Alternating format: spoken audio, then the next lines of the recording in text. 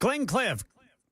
Got a crash reported I-40 westbound near Spence Lane. Also, police activity blocking the right lane of 40 eastbound at I-24 downtown. In Jolton, a crash reported 24 eastbound after Whites Creek Pike. Traffic every 10 minutes every morning on Super Talk 99.7 WTN.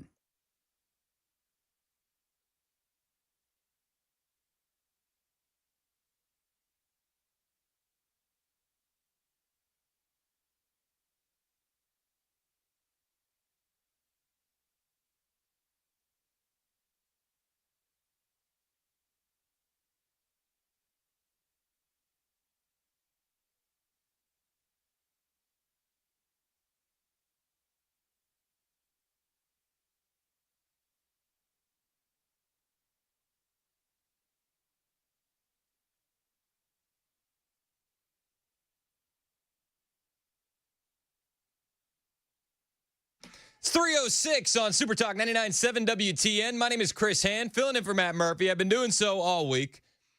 Chances are he's going to be back on Monday. We're still playing it by ear. Matt's going to check in with us in about 30 minutes or so. Let us know how he's doing, how he's recovering from that surgery, and maybe spill the tea on whether or not he's going to be in the normal slot next week. We're looking forward to that. Also today, looking very much forward to talking with one Jay St. Clair. You know this segment to be Fry-Jay. Is that what y'all are calling it? Fry-Jay? Fry-Jay. Fry-Jay is actually going to happen today. I was like, why would I turn that down? We can get a lawyer in here to talk about all the Supreme Court decisions. It's going to be awesome, and I'm very much looking forward to that. I think in the meantime, though, we got to check on the left. We got to check on the libs. We got to check on the progressives. They're having a bit of a tough time.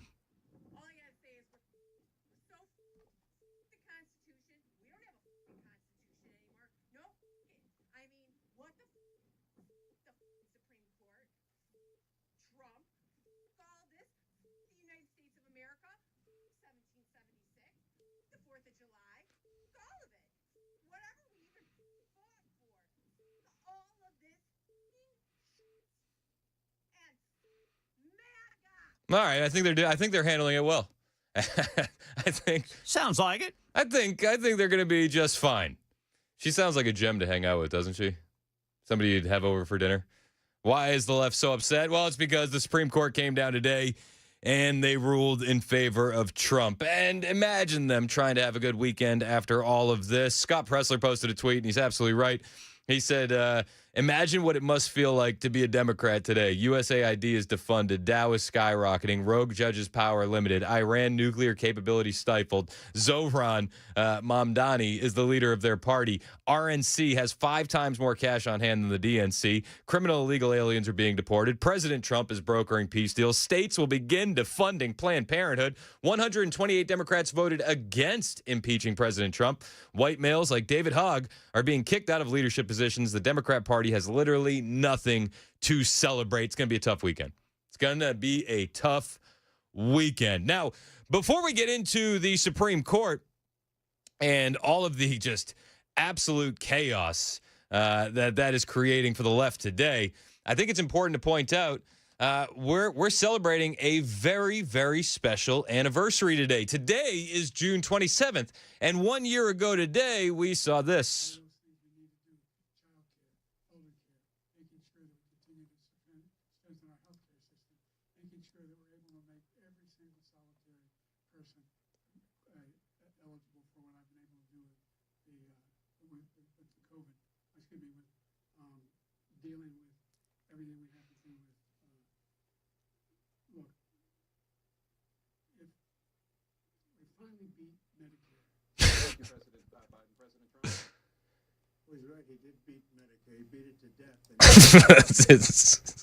Man, I'll never forget that. 1 year ago today, we actually watched that debate live at Hop Springs, and I remember the death rattle. That was it. Now, if you remember, right before that, they were telling us how sharp his attack he was, right? Like, literally, before that debate happened, Amy Klobuchar was on, I think it was MSNBC, and she was on MSNBC right before the debate, hours before the debate. Amy Klobuchar was saying this.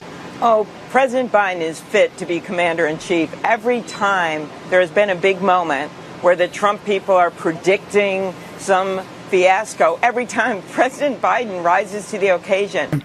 Making sure that we're able to make every single solitary person eligible for what I've been able to do with the with the COVID, with dealing with everything we have to do with, look, if we finally beat Medicare. I mean, come on. Come on. Man. 1 year since that debate. It feels like it's 10 years sometimes, and then sometimes it feels like it's been 2 weeks. It's a wild scenario, but that debate saved America. It did. Earliest presidential debate in history. That was the moment that they realized that they couldn't gaslight for Joe Biden anymore. They couldn't lie through their teeth anymore. That day, June 27th, marked the last time that we heard Joe Biden was running circles around his staff. That was the last time we heard how great Joe Biden is behind closed doors. That was the last time that Morning Joe told us Joe Biden is cogent and at the top of his game. So I think it's important as we celebrate these wins today to realize, man, we've been racking up a lot of wins this last year. A lot of wins. 1 year since that debate. 1 year. It's crazy, right? It blows my mind. Blows my mind that it was a year since this happened. Oh, this was one of my faves. He was separating babies from their mothers, putting them in cages, making sure the families were separated. That's not the right way to go. What I've done since I've changed the law, what's happened? I've changed it in a way that now you're in a situation where there are 40% fewer people coming across the border illegally. That's better than when he left office. And I'm going to continue to move until we get the total ban on the total initiative relative to what we're going to do with more Border Patrol and more asylum officers. President Trump? I really don't know what he said at the end of that sentence. I don't think he knows what he said either. It was poetry. That debate was poetry. And then we saw what happened in the aftermath of it. The party who protests No Kings then installed Kamala Harris without a single vote. They spent, $1.5 billion plus on her in 3 months.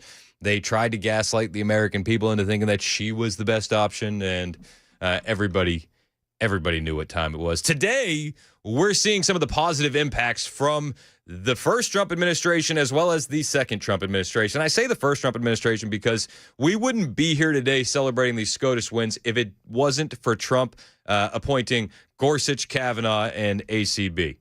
We wouldn't. And I'll be honest with you, ACB, Amy Coney Barrett, has been the biggest question mark on the Supreme Court. You know it. I know it. Everybody knows it. She was on fire on these decisions, man. Going after Ketanji Brown Jackson. We're going to talk about that as well. But today, huge, several massive wins. We had the most nationwide injunctions are being ruled unconstitutional. Trump's birthright citizenship ban is currently in effect, right? Like, they're going to have to file a new lawsuit and make that happen. Parents now have the right to opt out of their kids being indoctrinated with LGBTQIA2S plus propaganda in public schools. That's a massive win. And states are now allowed to require age verification for pornography sites.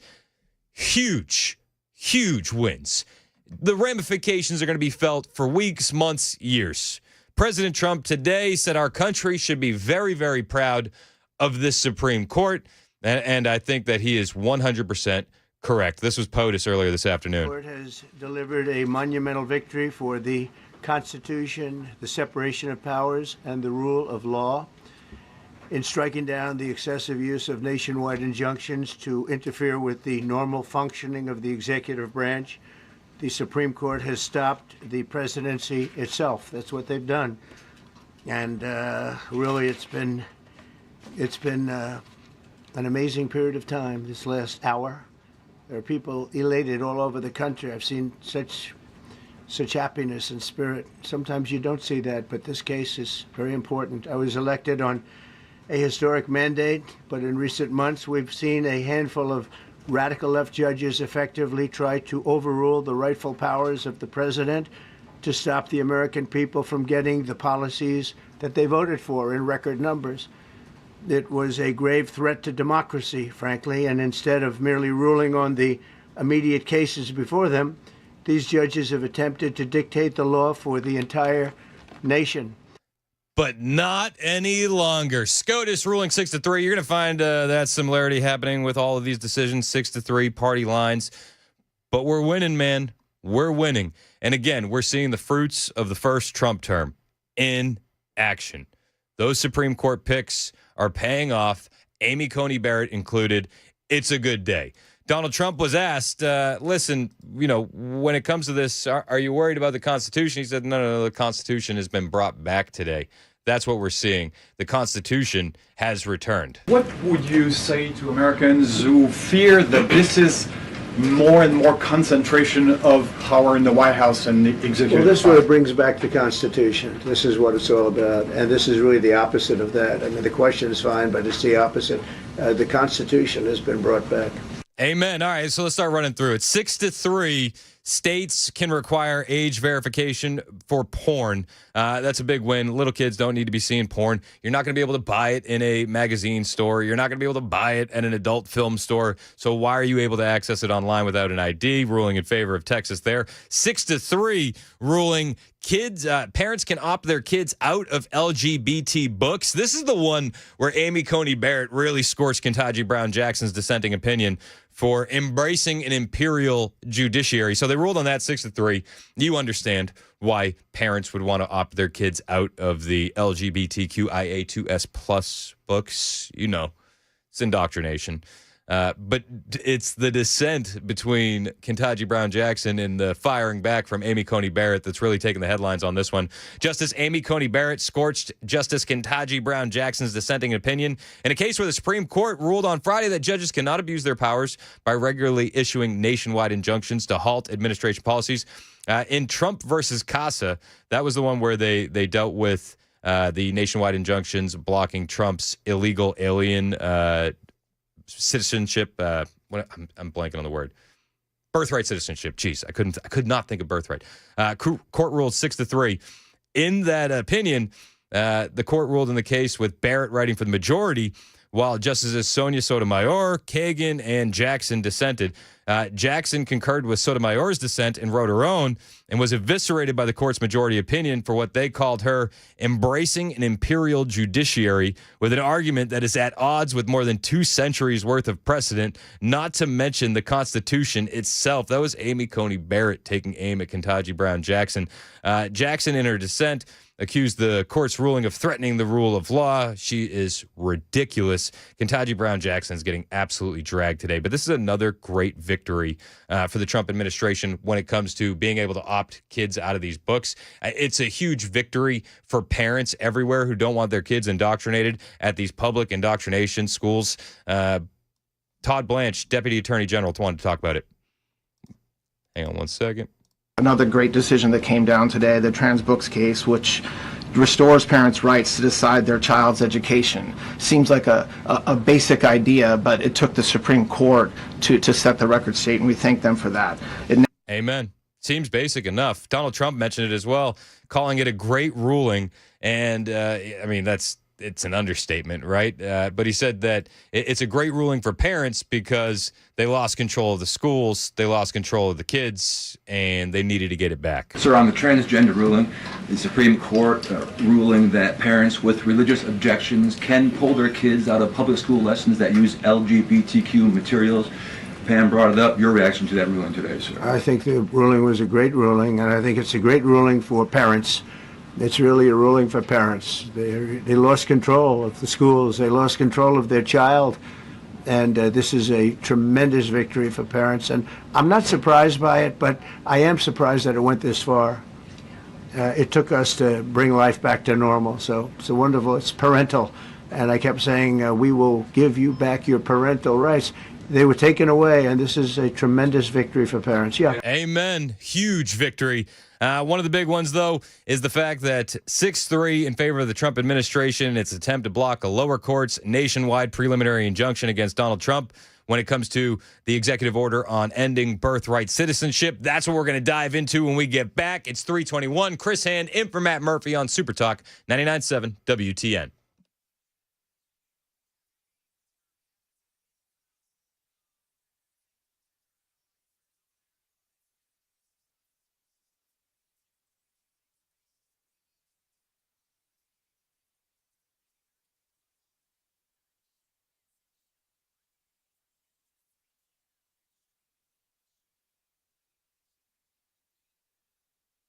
Hey, friends, it's Matt Murphy for Men of Valor. Men of Valor is a ministry that is primarily funded by individuals, families, and churches. Individuals just like you.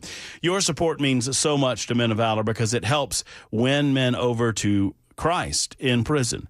And in doing so, they become givers in society and not takers. Sadly, so many of the men that go into the prison system, they fall into the gang culture and they further become even more criminally minded. And when they come out of that system, and by the way, 90% of the men that go into prison, they're going to get out at some time or another. When they come out of the system, they're just they're even worse criminals than when they came in.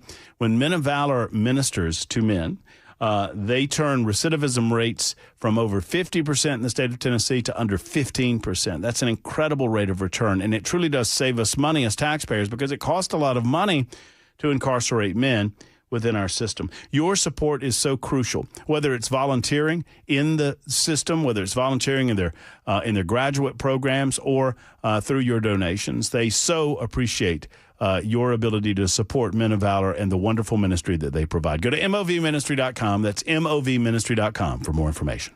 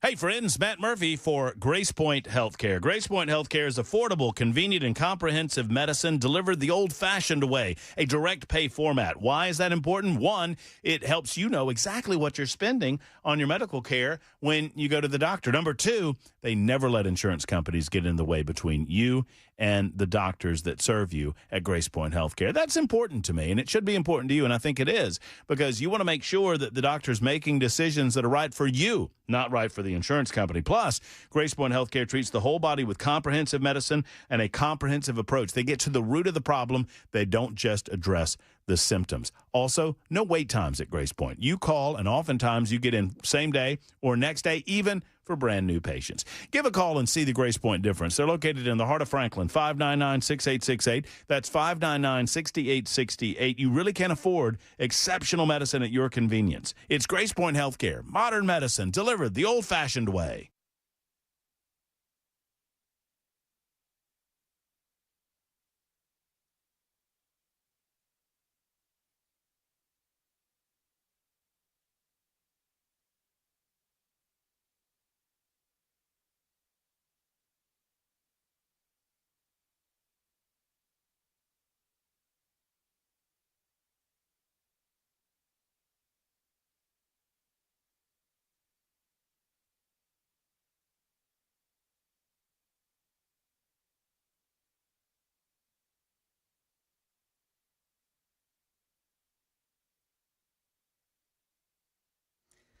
A key component in the Federal Reserve's decision to raise, lower, or leave interest rates alone was released today. We'll tell you about that and the other top stories at 3:30 on Super Talk 99.7 WTN. Thank you, Ken Weaver. 325 on Super Talk 99.7 WTN.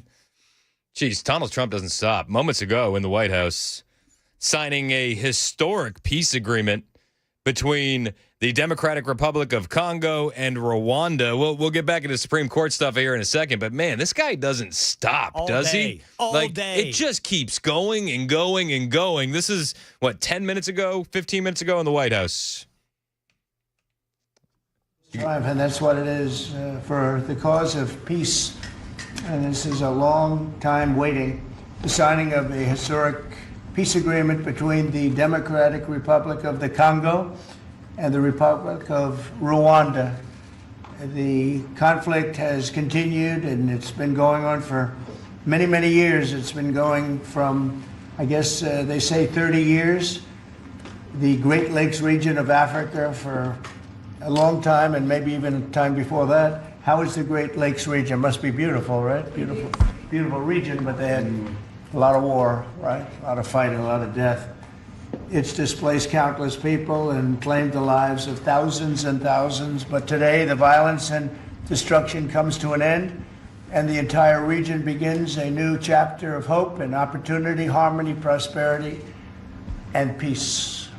Hey, I'm here for it. Donald Trump once again bringing peace to a region that has not seen it in quite a while. And these guys they're not fighting the wars that we're seeing, right? Like these guys aren't going full drones and robot dogs. These guys are they're more of the machete and small blades kind of warfare. Yeah. I mean, it's a messy kind of war.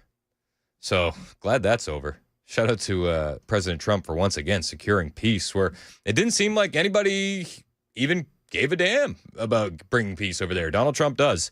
Donald Trump is just racking up the wins. Again, the big story today is going to be what happened with the Supreme Court. The biggest of the announcements was that the nationwide injunctions, that's not going to happen anymore. There's still going to be workarounds where they can go class action lawsuits, but a district judge bringing a nationwide injunction against the Donald Trump executive order, it's not going to happen. You're going to have to work a little bit harder than that. A lot of people weighing in on it. Jonathan Turley, he had some thoughts on what this means for Donald Trump and the Trump administration. He went over to Fox News earlier today to break those thoughts down, as only Jonathan Turley can. He was sitting with, I believe it was Harris Faulkner. This is a little bit earlier today, around 10:40 our time. Jonathan Turley on the Supreme Court. Keep in mind when we watch President Trump at the upcoming event, what was at stake was still his legacy. He went forward in a number of different ways to achieve the same results. But what presidents have said is that when these individual judges do this, it takes us a couple years often to run the course and reverse these things. Then we're in the second half of our term. We don't have time to fulfill our promises to voters. This doesn't make any sense. Yep. It's not workable. And here the Supreme Court is agreeing with the Trump administration that these judges are well past their authority given to them, and they need to cut back on these injunctions and focus on the parties in their immediate case, in their immediate district. Yep. Jonathan Turley there. He's a legal expert. We're going to have a legal expert in a little while here. About 4:05, Jay Sinclair is going to join us for some Fry Jay, and I'm really looking forward to his legal expertise breaking down everything that we saw today with the Supreme Court, so stick around for that. Also, I've heard rumors Matt Murphy might call in after Ken's news. I don't know if it's still going to happen. There's always the chance that Murphy fell asleep because of the medication. So if it doesn't happen, just know that he's in a drug-induced coma. But if it does happen, just know that we're going to have a drug-induced rant. So, one way or the other, it's going to be heavy medication. 3:30, Super Talk, 99.7 WTN.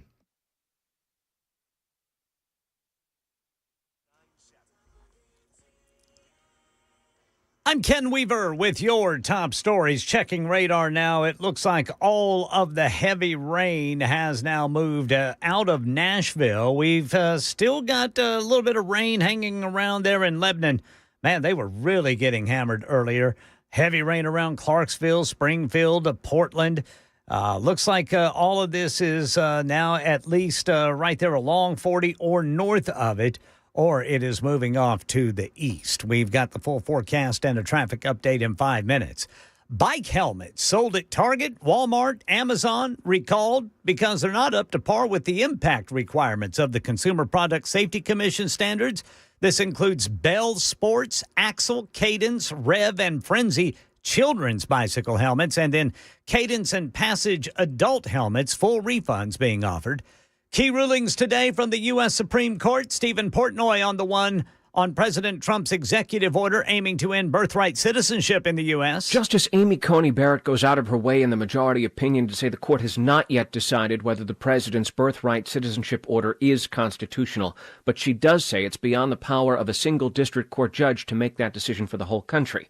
This means the administration can move forward within the next 30 days to implement the executive order, except in the specific cases of the individual plaintiffs whose suits in this matter are still pending in court. Other rulings of note, Mike Dubusky. The court also decided that a Texas law requiring age verification for online pornography is constitutional. Justices also ruled that parents do have the right to opt their children out of reading LGBTQ books in public school. A key component in the Federal Reserve's decision to raise, lower, or leave interest rates alone has been released today. The Personal Consumption Expenditures Index shows that core inflation, which strips out food and energy costs, rose 2.7% between May of last year and this.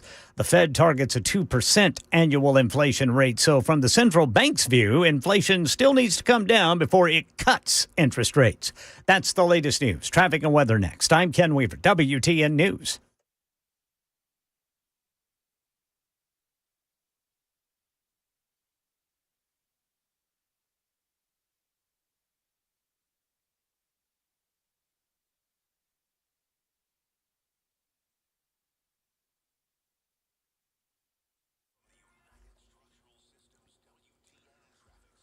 Got a crash reported by police 40 westbound near Spence Lane. And then in Woodbine, police say there's a crash 440 eastbound at Nolensville Pike.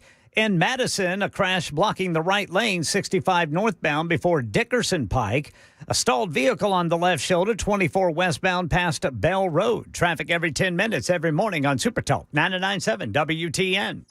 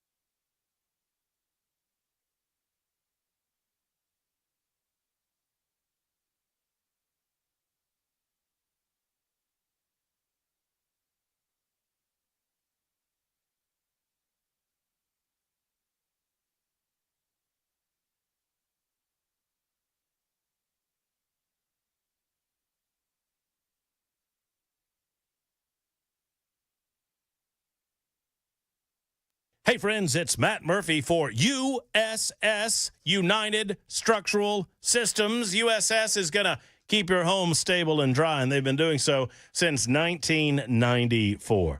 Our friends at USS are the best in the business when it comes to foundation repair, waterproofing repair, and making sure that your home is exactly as it should be. You know, typically homes are going to settle. That's a natural occurrence. But if the settling happens in such a way where it causes stair-step cracks in the masonry or mortar joints, or perhaps you've noticed a musty or moldy smell in the basement or crawl space. Maybe a door is sticking, a window is sticking. These are all signs of problems in your home, and it's a sign that you need to call USS, United Structural Systems.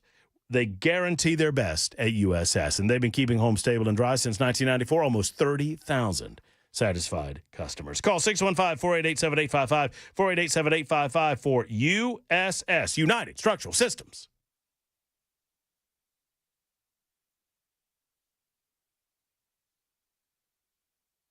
3:37 on Super Talk 99.7 WTN. Hey, how are you? It's Chris Hand filling in for Matt Murphy. He should be back next week. We'll get some confirmation from him momentarily. If you're watching the show on Super Talk TV, I just want to thank you. We've officially hit 9,500 subscribers on our YouTube channel. Would love to get that up to 10,000 before the end of the show. So if you haven't subscribed to our YouTube channel yet, head over there, hit subscribe, and then hit the little alarm ding. That way you can get notifications when any of the shows go live. That doesn't make much sense during the week because you know when I'm usually on, or Mandis is on, or Murphy is on. But it really does help when we have severe weather come through. And if we got to go live at 2 a.m. to cover tornadoes, we're going live on the YouTube stream as well. So just another reason to subscribe over there and hit the ding for notifications. Oh, he's on the line. Hey, Matt Murphy's on the line. What's up, man? How we holding up? What is happening, Mr. Hand? You doing all right? I'm doing good. How are you doing? I feel like that's the more important question here. The arm remains attached, which is good. I hear that's a plus in these endeavors. Other than that, you know, it's difficult to say. I'm slowly weaning myself off of the hard stuff, which means that it hurts more. But I hear that is to be expected. So other than that, I'm doing good. I'm not hurting nearly as bad as Jackson Brown, or what? Brown Jackson? What's her name? Jackson Brown. Ketanji Brown Jackson. Yeah, there you go. I'm not hurting nearly as much as that chick's hurting. She got the bunker buster thrown at her. Hey, say what you will about Coney Barrett, but I don't know if you've seen any of that language. Oh my gosh, I opened with that. You know, I said she was the biggest red flag on the Supreme Court, and she came down like a ton of bricks, like a hammer on Ketanji Brown Jackson today. And now I'm not as nervous about her with some of the other cases that we got lined up and ready to go. Well, I mean, basically the woman said, I don't know that she was speaking to us, like me and you, Chris, necessarily, but I felt like she was saying, it's one thing to have a disagreement about interpretation of the Constitution. It's another thing to not understand the frickin' Constitution. Yes. And I got a chick sitting down here next to me that doesn't seem to understand how any of this works. Oh my gosh, it's unbelievable. I don't know if you saw this, man. I know you've been on Twitter a bunch. Jack Posobiec tweeted out. He said, "I'll ask this again, and I want to get your reaction to this question." Okay, he said, "I'll ask this again. Was Ketanji Brown Jackson a legally commissioned Supreme Court justice if the person who appointed her lacked mental capacity?" Matt Murphy, your response. If the man did not know the person, no. I think the answer is, look, I would love to say, she's illegitimate. I think it's an open question as to the legitimacy of anything that Joe Biden did during his presidency, considering that he was obviously not mentally fit. I mean, we all knew, it's already a problem to exclude 94% of the population from consideration, right? That's true. And he did that, right? But then to also not really understand or know the human being that you're selecting because you're mentally unfit is completely another thing. But it was a big day for the Constitution of the United States and a big week for our man in the White House. I think he's had a good week, better week than me. This is 100% truthful. Do you think that the other justices on the Supreme Court just hate Ketanji Brown Jackson? I mean, you had 6 of them okay with signing on to that opinion where Amy Coney Barrett took an absolute personal jab at her. I think they recognize that this is not a woman that's ready for the court, and she's not someone that is serious about ruling. I don't think that Ketanji Brown Jackson has the ability to rule against her own personal feelings when she knows that the Constitution dictates that she does so. And you see that from time to time with the other judges over history, right? And I don't know that there's ever been a time, and I'm not as much an expert. I know that you'll have Jay on a little bit later on, and yep. He's much more of an expert on this than me. But I cannot recall a time where a justice laid down some personal issues like Coney Barrett seemed to lay down with Ketanji Brown Jackson's decision making. I mean, she basically said, I don't think you have an understanding of the role of the judiciary and where the Constitution ranks in all of these things. You can't say that the executive branch is usurping their role and becoming a dictator by making the judiciary the dictator. It makes no logical sense. Amen. Yeah. And so we've never seen that, a justice smacking down another justice, in opinion. How about in a dissent? Have you ever seen a Supreme Court justice write ... parentheses, wait for it, ... No, not to my memory. Of course, my memory is a little bit drug-addled. This is true. This is a lot. We're seeing a lot of firsts, though. There's been this chart circling around online. If you could throw it up on the screen, Jackson, on Super Talk TV. But it's for their first 8 arguments. Ketanji Brown Jackson has spoken more words than all of the male justices combined.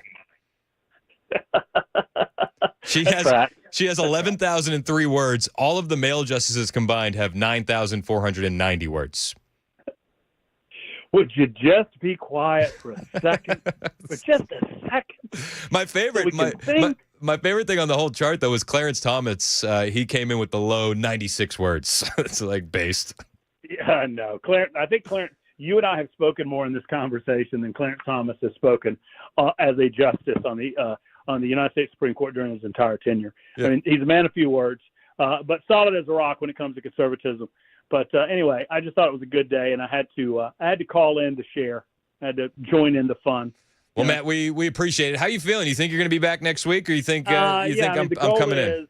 As long as thank you so much. And really, the reason that I wanted to call, I want to thank the family that is Super Talk 99.7 WTN, the amount of people that have reached out to me and wished me well. I appreciate it so much. I've never gone through anything like this. For people that have, it's something. I mean, modern medicine, for all of its faults, for all of the problems that I have with the pharmaceutical industries and a lot of modern medicine, it's pretty amazing that I can be talking to you on a Friday after having my arm cut off on a Monday. It's true. And the amount of folks that have just reached out, and thanks to you, Chris, and to Brian Wilson for filling in for you, and everybody else in the Super Talk family. It's just been a wonderful warmth that I've felt for folks who have reached out to me, and I do deeply appreciate it. And hopefully I'm back on Monday. So the goal is to be back from home Monday, Tuesday, and Wednesday. I think we have Thursday and Friday off. And hopefully I'll be able to do that. But I deeply and sincerely, brother, appreciate you stepping up and filling in. You've been doing a great job. Oh, man, of course. And if you need a couple more days on the other side, you just let me know. I got you covered. No worries. No stress at all. All right, brother. All right, man. Appreciate you. Have a good time this afternoon, and thanks to everybody. Hey, thanks, Matt. That's Matt Murphy calling in live from a medicated state. He sounded a little medicated, didn't he? Hey, he actually sounds better than he did earlier this week. This is true. That's way to go, Brother Murphy. Do we have any more medicated moments? We're gonna roll through some of the best stuff today. Don't you boys worry. Don't you worry. We didn't get any new ones. Matt said I'm actually he sent me a text earlier. He's like today is the day that I'm actually hurting. Oh. And so I said we'll roll best of, man. Don't worry about it. So no more medicated moments, but we'll run our favorites. There were some good ones in there. Boom. The boom. Everybody loved the boom.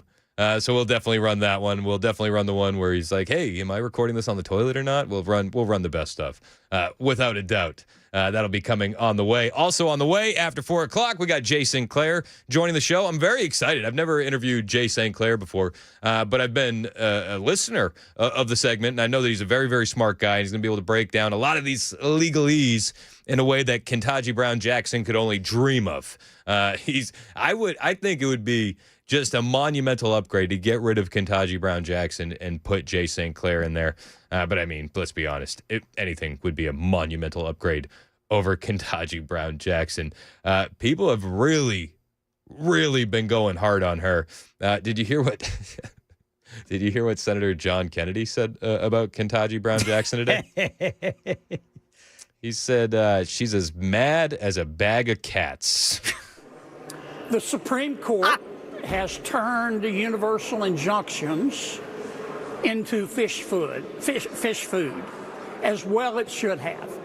There's no basis in statute. There's no basis in Supreme Court precedent. There's no basis in English common law for universal injunctions. Judges who just dislike what Congress and any president has done, just made them up. And good riddance. I'm proud of the Supreme Court. It's a very extensive ruling.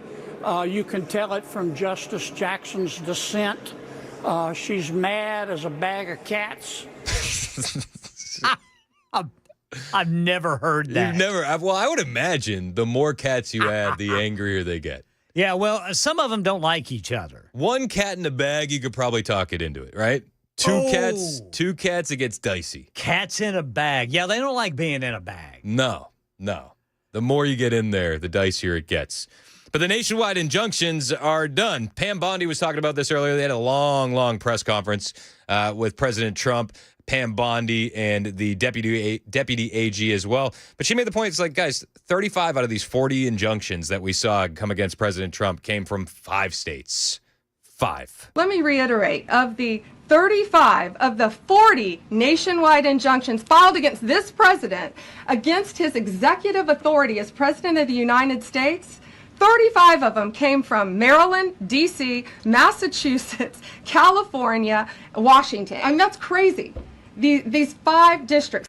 5 districts, 35 of the 40 injunctions came from 5 districts. President Trump commented on the fact that they're all coming from those same liberal districts as well during this press conference, and he called it an absolute disaster, while at the same time praising the Supreme Court for their decision. This is really also a decision based on common sense. It didn't work the other way. It was a disaster where somebody from a certain location in a very liberal state or a liberal judge or a liberal group of judges could tie up a whole country for years because their decision would sometimes take years to overturn. We've overturned many of the decisions, but it would take years to do it. And we have to act quickly when it comes to illegal immigration. We have murderers, killers, we have drug dealers, we have what they've allowed to come into our country should never be forgotten. It should never be forgotten what they... No, and I know you're not going to forget it. I'm not going to forget it either.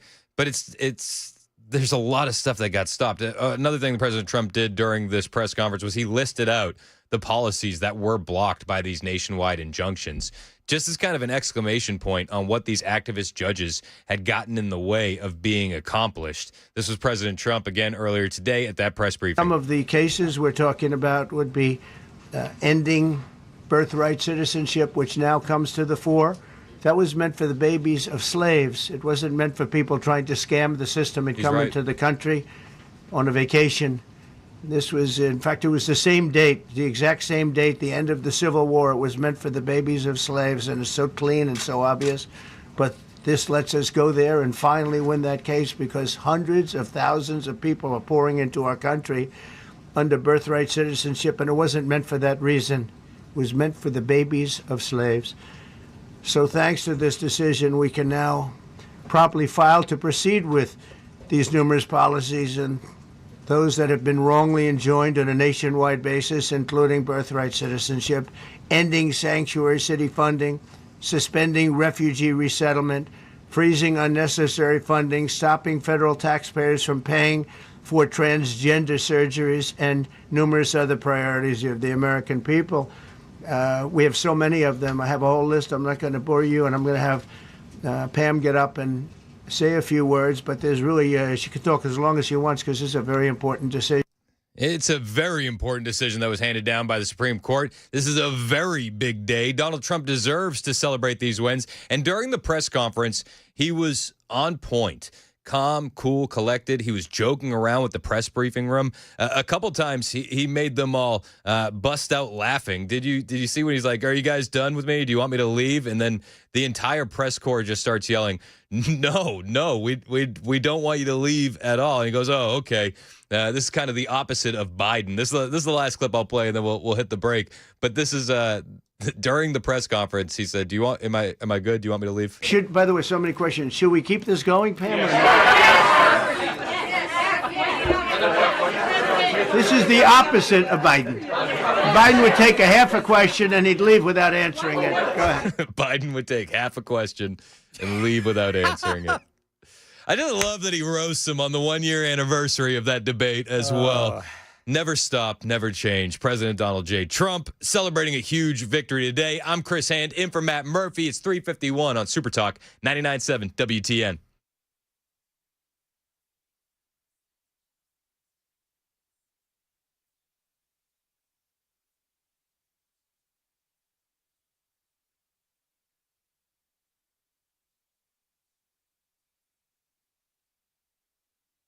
Hello, friends. Matt Murphy here for Alpha and Omega Computer Consultants. Alpha and Omega is not new to the managed services industry. They have been around serving Middle Tennessee, small, medium, and large-sized businesses with incredible and exceptional IT service and cybersecurity since 1998, and I'm proud to be able to tell you all about them. Their services include 24/7 protection from evolving threats, compliance for all industries, business continuity, fast local help desk support. 70% of cyber attacks target small to medium-sized businesses. If you don't think you can be attacked, you need to call Alpha and Omega and talk to one of their incredible consultants. Because if you call, they can tell you some of the issues that they've seen over the past several years that potentially could come after you. If you're a business owner, 14 successful ransomware attacks happen every day. Think about that. 14 successful ransomware attacks. Call Alpha and Omega to avoid being one of the 14. If you're renewing your annual IT contract, don't settle for the same old support. Alpha and Omega delivers fewer problems, faster response, and service that actually works. Call now for a free quote. Friends, if you're a business owner, you owe it to yourself to have a conversation with our buddies at Alpha and Omega. 615-784-0096. 784-0096, or go to ANDO.net. That's the letter A and the letter O.net.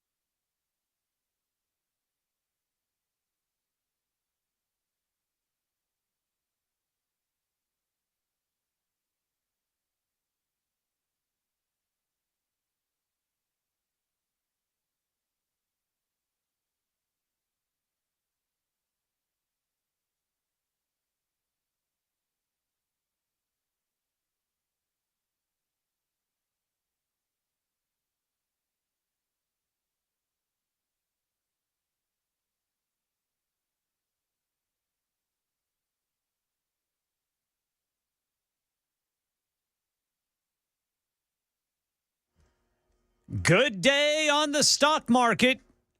President Trump says he's ending trade talks with Canada. And he also says Congress better not go home until that big, beautiful bill is passed. These stories and more at 4 on Super Talk 99.7 WTN. Ken, I swear I wasn't planning to ruin your tease. That's all right, brother. I got the Canada story lined up.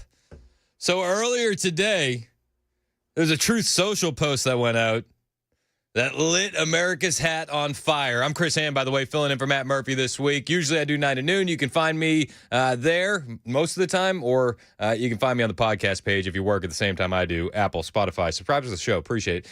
But Trump posted this Truth Social thing. He said, we have just been informed that Canada, a very difficult country to trade with, including the fact that they have charged our farmers as much as 400% tariffs for years on dairy products, has just announced that they're putting a digital services tax on our American technology companies, which is a direct and blatant attack on our country. They're obviously copying the European Union, which has done the same thing and is currently under discussion with us. Also, based on this egregious tax, we are hereby terminating all discussions on trade with Canada, effective immediately. We will let Canada know the tariff that they will be paying to do business with the United States within the next 7-day period. Thank you for your attention to this matter. And of course, everybody in America's hat loses their mind. They tried to ask Trump about this moments ago during the Rwanda-Congo peace talks. This is how it sounded. Why not? Why not Canada, by the way? Why? I mean, because this is about a different subject right now. This is right now actually a much more important subject. We just ended a war that was going on for 30 years where 6 million people died. So don't ask me a trade question on Canada. Canada's not important. Moving on. 4 o'clock. Super Talk 99.7 WTN.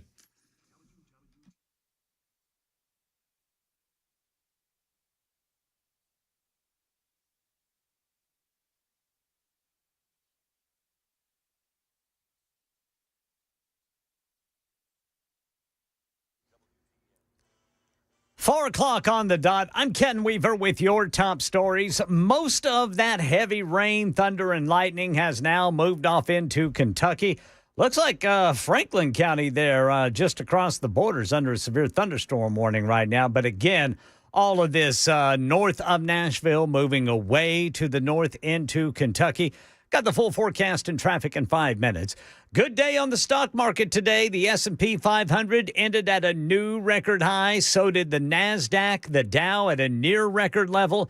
Analysts say markets have largely figured out that President Trump's tariff talk was frequently more severe than the policies that have ultimately emerged. And President Trump says he's ending trade talks with Canada, as you just heard Chris report. He says Canada's putting a digital service tax on U.S. technology companies, which he calls a direct and blatant attack. So Trump wrote that the White House will let Canada know the tariff they'll be paying in the next 7 days. Trump also says Congress better not go home until that big, beautiful bill is passed. I will tell you this, if that bill doesn't pass, the country will get a 68% tax increase. So think of this. The Senate parliamentarian, its chief rule maker, rejected changes to Medicaid in the legislation. It's forced lawmakers to make some last-minute changes to the bill before the president's July 4th deadline for its passage. President Trump happy about today's U.S. Supreme Court ruling that says individual district judges cannot block a president's action nationwide. This morning, the Supreme Court has delivered a monumental victory for the Constitution, the separation of powers, and the rule of law. Ruling means the Trump administration can move forward on the executive order ending birthright citizenship, except in the specific individual lawsuits that are still pending. Other rulings today, Mike Dabusky. The court also decided that a Texas law requiring age verification for online pornography is constitutional. Justices also ruled that parents do have the right to opt their children out of reading LGBTQ books in public school. NASA is answering what mysterious fireballs were that streaked over much of the South, including East Tennessee on Thursday. Alex Stone says it was a meteor. Whoa, did you see that? Reactions caught on dash cam as fireballs went streaking across a bright blue sky on Thursday afternoon. They were seen and heard as loud booms over much of the Southeast. Those who saw them saying, Really cool to see, but just definitely out the ordinary. Today, NASA saying it was a meteor moving at 30,000 miles an hour. It disintegrated into smaller fireballs 27 miles above West Forest, Georgia, unleashing the power of about 20 tons of TNT. That created the booms heard. Pieces of it even pierced like bullets into a Georgia home. Alex Stone, EBC News. That's the latest news. Traffic and weather next. I'm Ken Weaver, WTN News.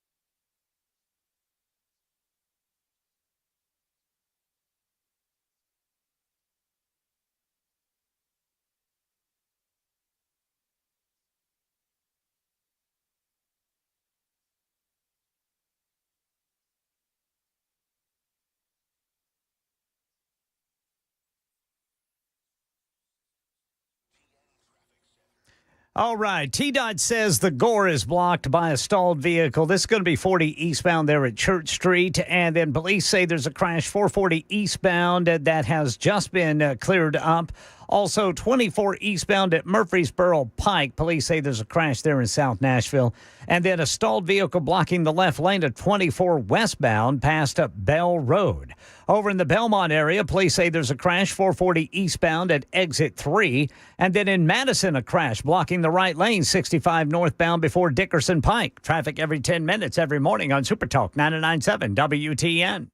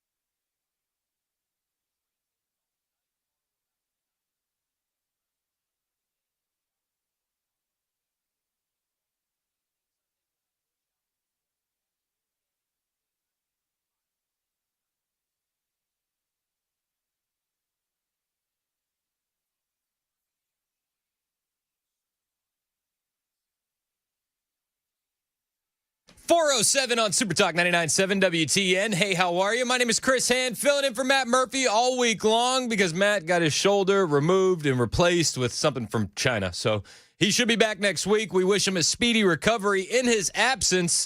I'm really excited for our next guest. Ladies and gentlemen, it's Friday.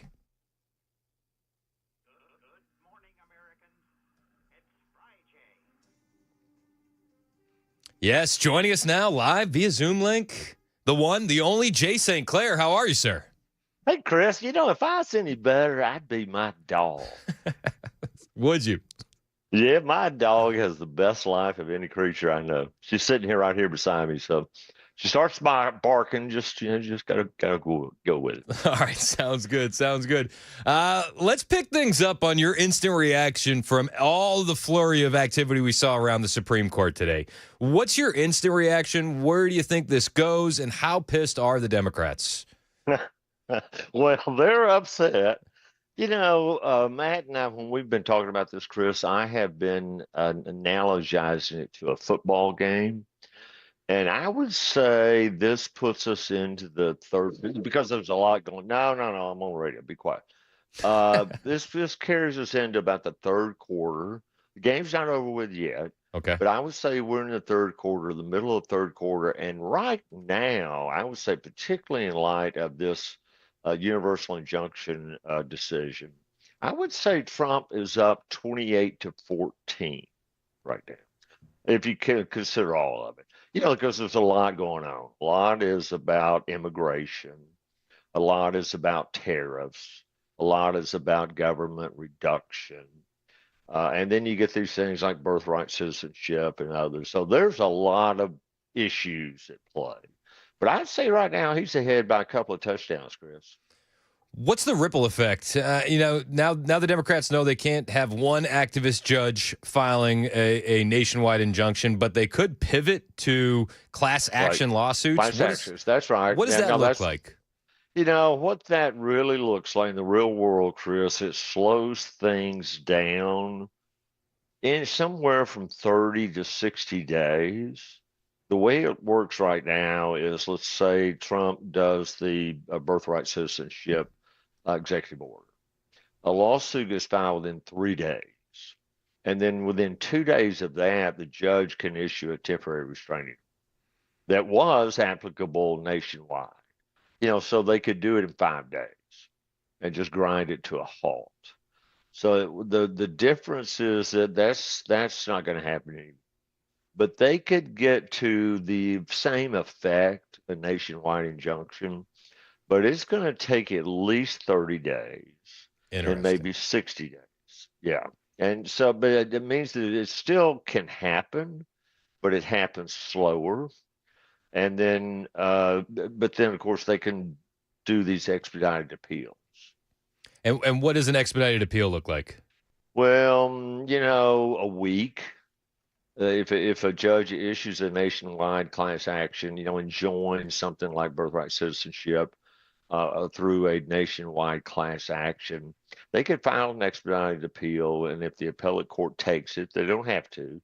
But if they take it, they can get that stopped in about a week. So what it prevents is just one judge in Seattle or Spokane or Philadelphia or whatever from shutting the whole thing down nation. That's gone. Love it. Huge fan. So what happens next with birthright citizenship? Because it wasn't technically a ruling on birthright citizenship. That's right. So now they're going to have to file a new suit or a new executive order. How does that work? Explain that to me. Yeah, I'll tell you exactly how that works. There were two tracks that were going on, Chris. The one they were wanted to get after this universal injunction thing, the Trump people did. And that was a case in which a universal injunction was issued. And there were a couple of other ones. And so the appeal that was decided today was just about the universal injunction issue. It just happened to be in the birthright citizenship case, but the Supreme Court made no decision about that. That's being decided in a separate case. And that case has already found its way to the Supreme Court. They haven't taken argument on it yet. Well, actually, they may have taken a whole argument, but I don't think we're going to get the court will probably recess now. I haven't even looked to see if they did. Technically, they're in session all summer, but that's a separate case. It's already pending in front of the Supreme Court.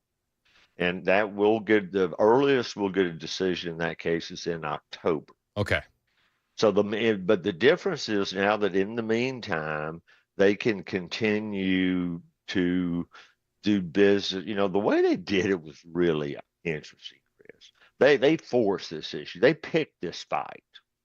And they just said, we hereby declare, unless you're in these categories of people, you are no longer a United States citizen. They're picking the fight. So what does that mean in the real world? That, well, let's say a child's born that doesn't fit in those categories, then the government is not going to treat them as a United States citizen. What does that mean in the real world, Chris? I hadn't thought that through completely, but for a newborn, it probably doesn't really change much. What it does change is for lots of people who are going around right now who believe they are U.S. citizens. They no longer are, which means they need visas to be here. Do you think that the Supreme Court is going to side with Trump on this? I mean, he's been very clear in his arguments publicly, that it was intended for the children of slaves, that we didn't see citizenship granted to Indian tribes at that point. Right. The original language when they were arguing it. Do you think that the Supreme Court sides with Trump on this one? My biggest fear was always Amy Coney Barrett, but after seeing her come down like a sack of potatoes on Ketanji Brown Jackson today, I don't know if that's as big of a fear as I once had. Yeah. I am terrible at predicting what the Supreme Court will do, Chris. But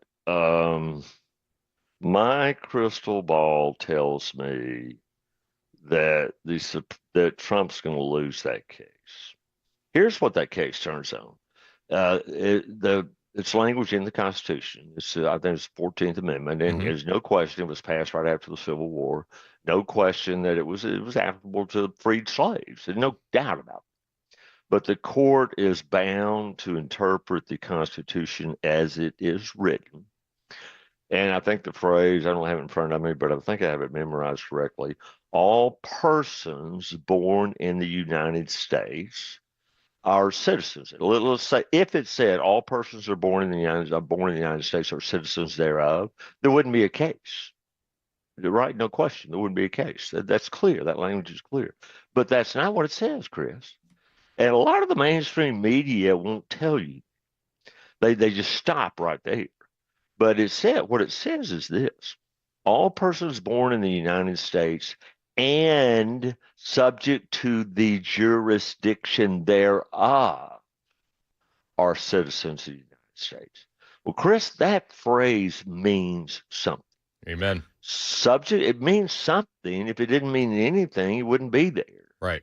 And so that's what the case turns on that. And the Supreme Court will have to interpret that. And what the Trump people are saying is, well, what we believe this means is that I think the way they're doing it is that at least one of the parents must be a United States citizen. And because otherwise they are not subject to the jurisdiction of the United States.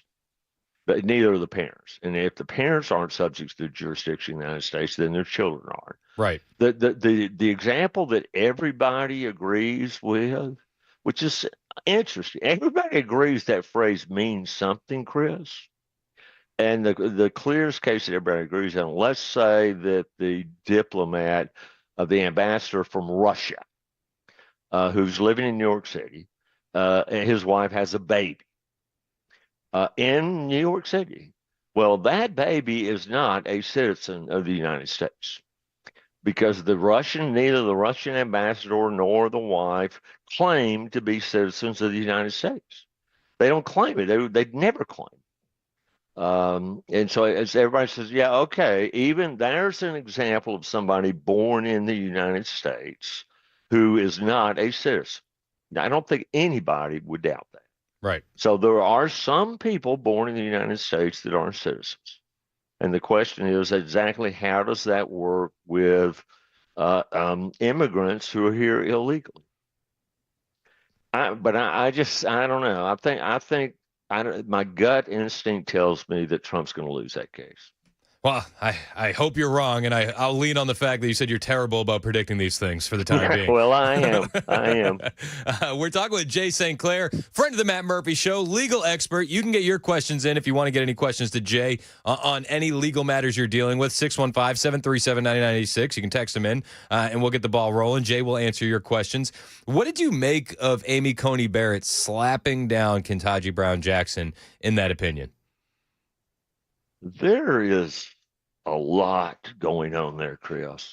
There's a lot because the Supreme Court has very high decorum.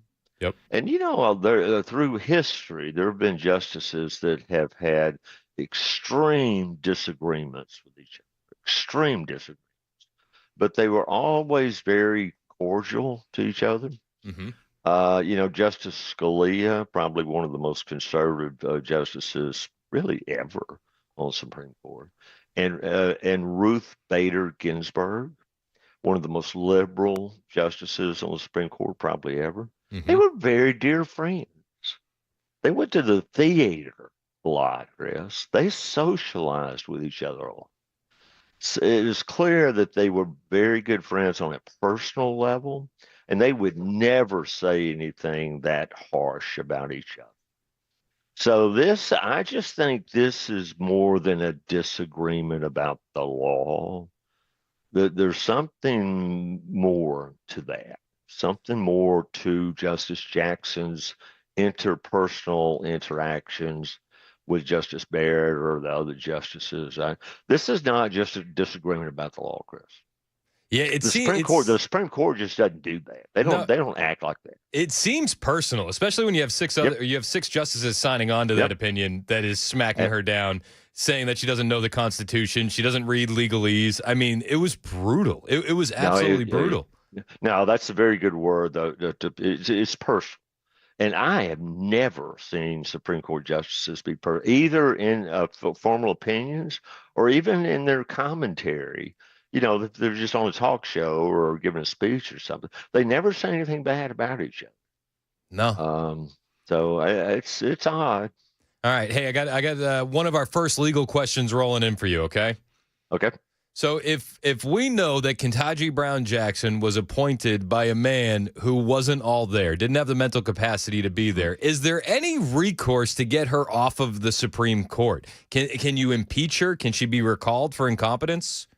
Well, she can't be recalled. The only way to remove a federal judge, even a federal district court judge, is through impeachment. Which requires, I think, a 2/3 vote of the Senate, and that's never going to happen. Never going to happen.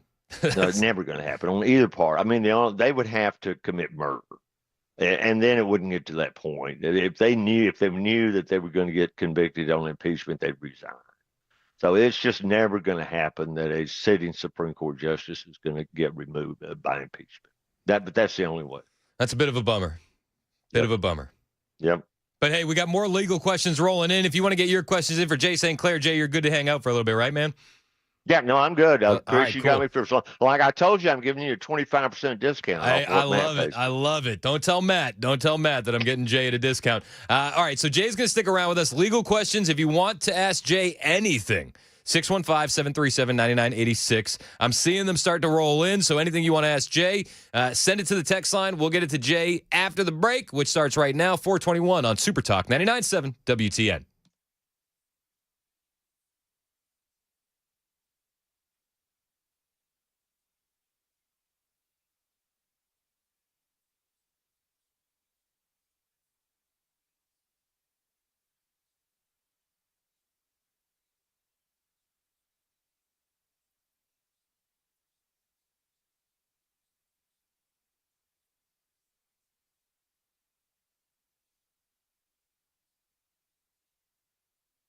Friends, if you own land and you're looking to do something with it, or perhaps you want to add value to it, might I recommend an incredible post-frame building from Stoltz Co. They are the leading provider of post-frame buildings in Middle Tennessee and beyond. Stoltz Co. is the company that delivers first-class customer service with the creation of any post-frame building you can imagine, such as a pole barn, a garage, an equestrian space, an event space, or, yes, a barn dominium.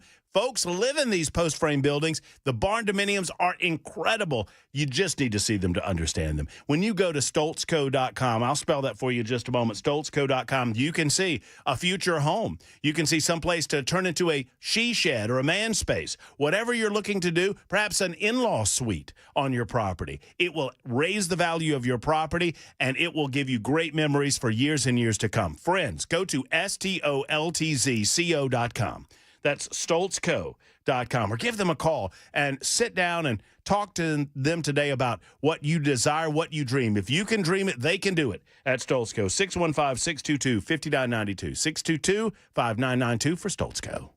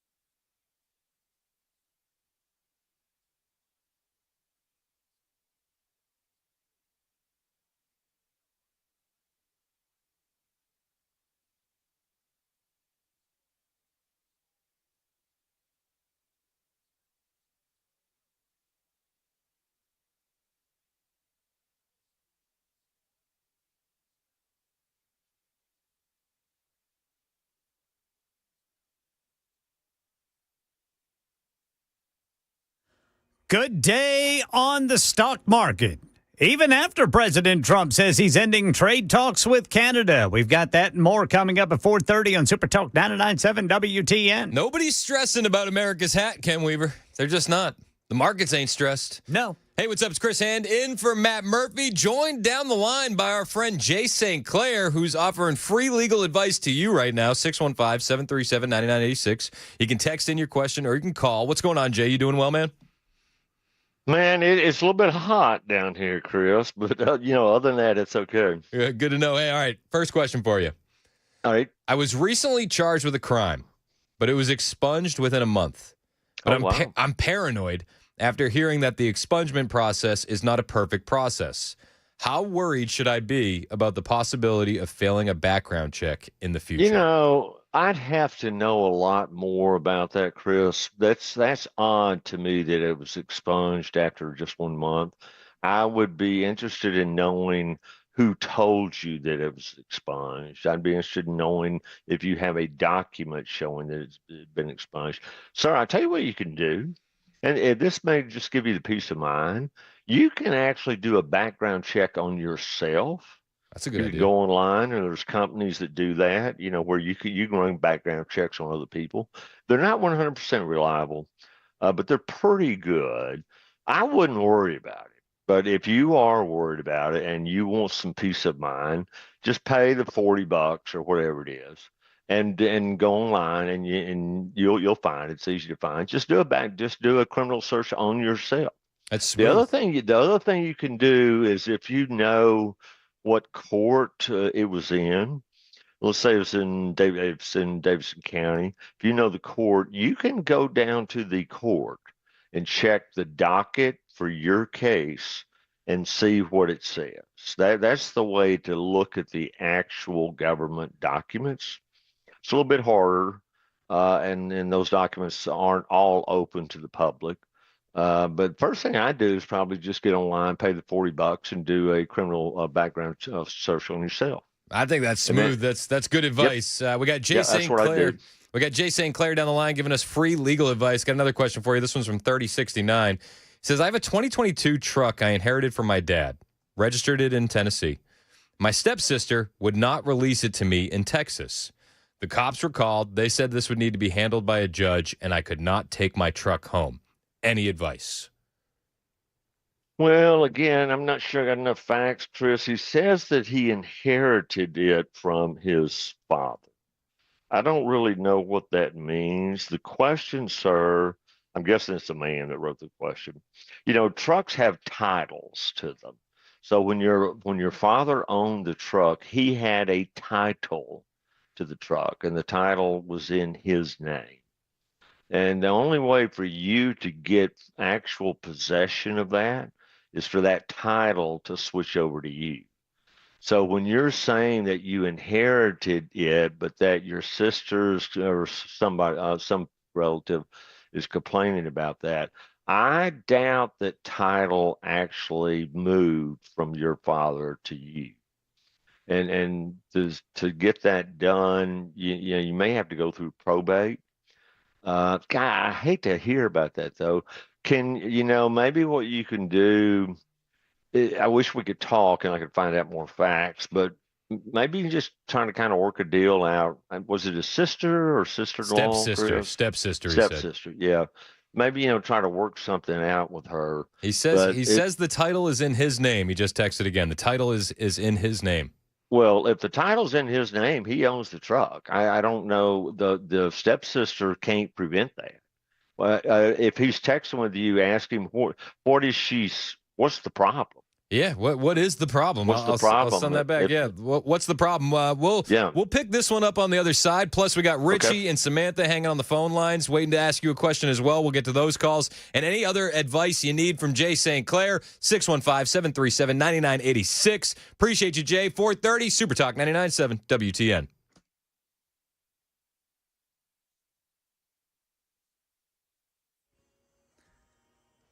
.30 on the dot. I'm Ken Weaver with your top stories. Looking at radar, looks like we still have some showers scattered here and about in Middle Tennessee, but it looks like the heaviest of it, the kind that was packing lightning and some thunder and some high winds, have moved off mostly into Kentucky right now. But still some scattered showers here in Middle Tennessee, kind of keeping the temperatures down a little bit from where they have been. I mean, we've been dealing with heat index temperatures in the hundreds all week long. Right now, it is 75 degrees at the airport here in Nashville, so there's no heat index to speak of. Good day on the stock market. S&P 500 ended the day at a new record high. So did the NASDAQ, the Dow at a near record level. President Trump says he's ending trade talks with Canada because they're putting a digital service tax on U.S. technology companies. He calls it a direct and blatant attack. And he wrote that the White House will let Canada know the tariff they'll be paying in the next 7 days. U.S. Supreme Court ruling on a challenge to President Trump's executive order ending birthright citizenship. Now, this ruling doesn't decide birthright citizenship, but it ends the days of an individual district judge blocking a president's action nationwide. Attorney General Pam Bondi explains. If there's a birthright citizenship case in Oregon, it will only affect the plaintiff in Oregon, not the entire country. Other rulings today, a Texas law requiring age verification for online porn is constitutional, and parents do have a right to opt their children out of reading LGBTQ books in public school. Here in Middle Tennessee, Murfreesboro police say they arrested 6 people for a series of drive-by shootings, one of which injured an innocent 11-year-old girl at Green Meadows Apartments on Warrior Drive in Murfreesboro Monday night. Another shooting at the Abington Apartments targeted a group of mini bike riders on Greenland Avenue. That's the latest news. Traffic and weather next. I'm Ken Weaver, WTN News.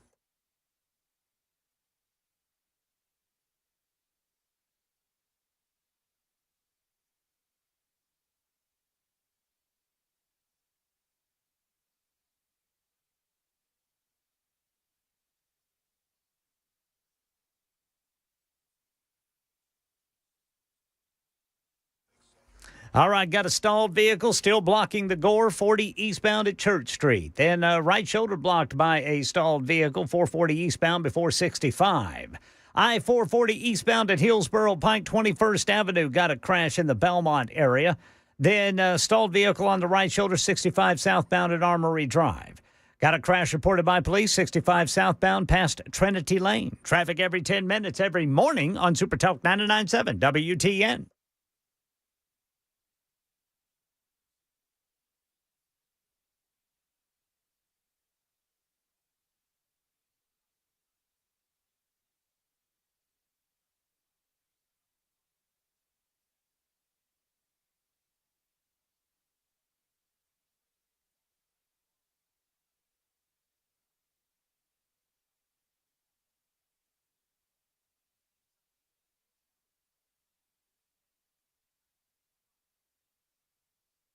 Hello, friends. Matt Murphy for Defend Systems. If you've never heard Brent Fiddler on the show with us, he's been on multiple times talking about what a dangerously developing world it truly is and how hope is not a plan. You've got to get trained. Friends, you need training in this world, especially if you're the decision maker at a place of business, at a church, at a school, any place that people gather. If that is a fact for you, you want to train your staff to make sure they understand what to do in the unlikely event there's workplace violence, in the unlikely event that you need emergency and intruder action plans or a rapid response on medical. They do it all at Defend Systems. They are your life safety and security consultation firm based here in Middle Tennessee. Do it better than anyone in the business today. Reach out today at 615-236-6484, 236-6484, or online at defendsystems.com. That's defendsystems.com. Take it from me when I say hope is not a plan. Friends, it's time to get trained with Defend Systems.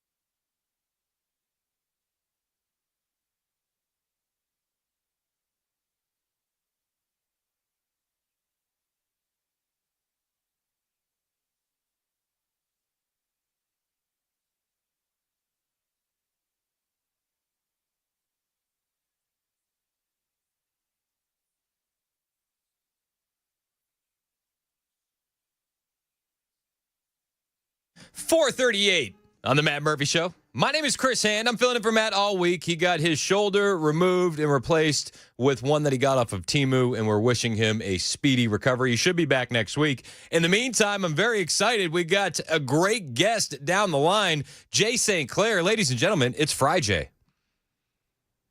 What's up, Jay? How you doing, man? Hey, buddy. Good. I got a lot of questions rolling in for you. For starters, how's your golf game?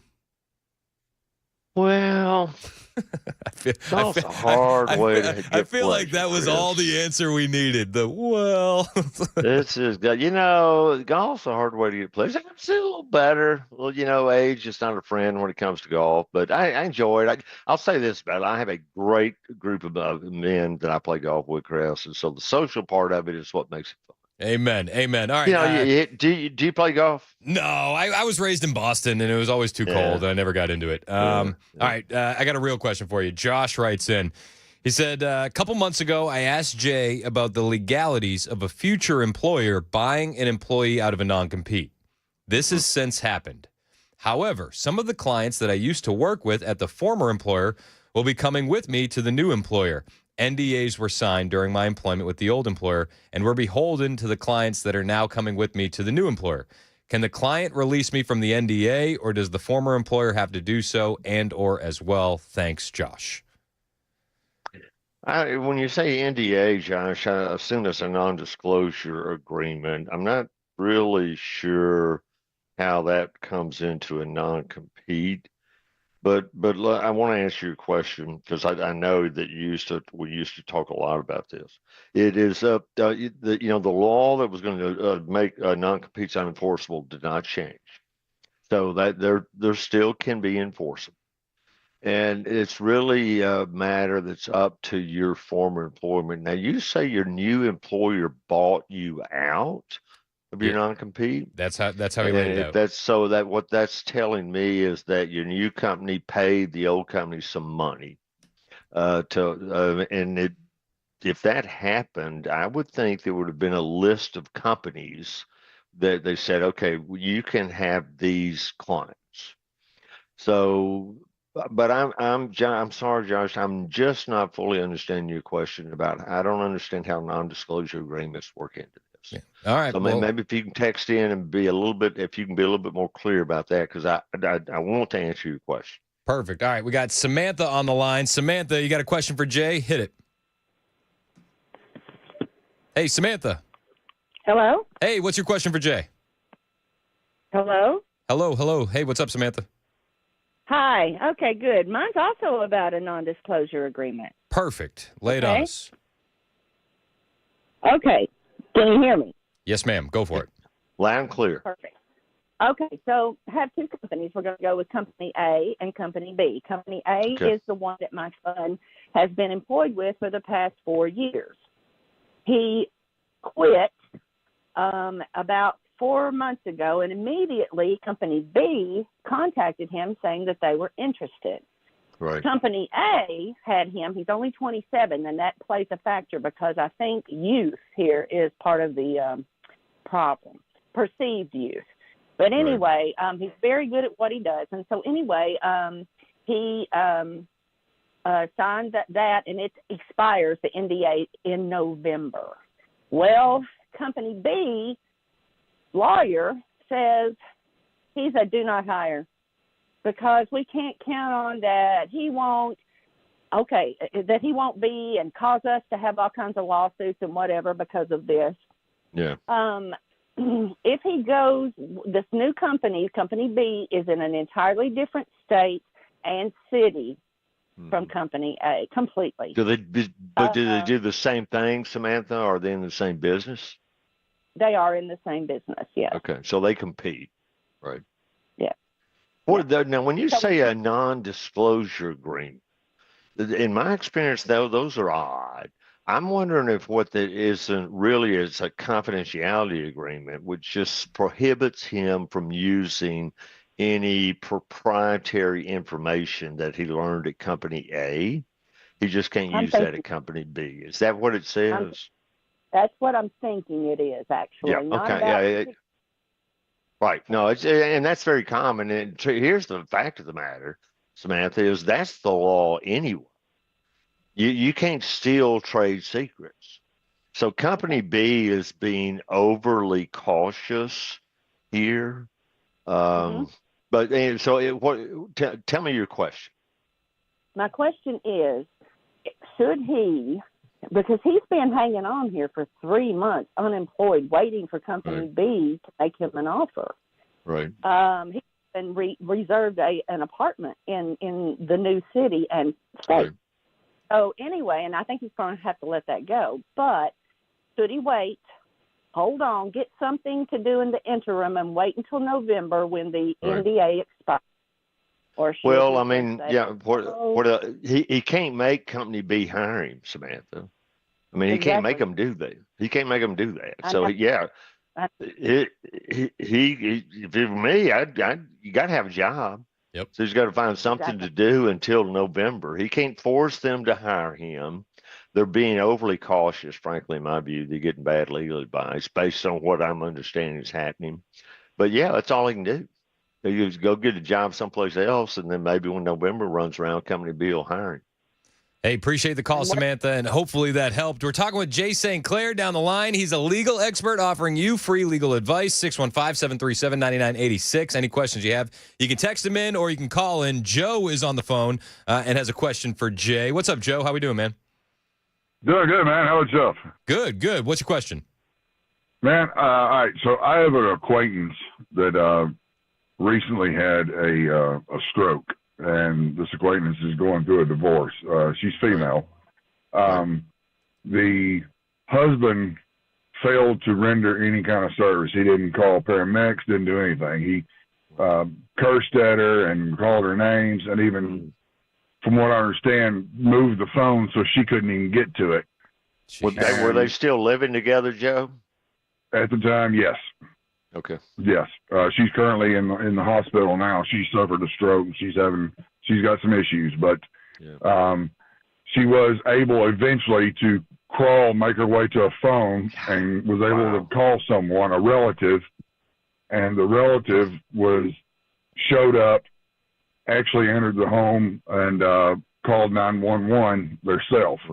So we're wanting to know, is there any recourse for this action? For this person doing this, just going to let somebody die of a stroke. Yeah. That is a really interesting question, Joe. I've not looked at the law very specifically on this very specific point, but I'm going to give you my best judgment about that.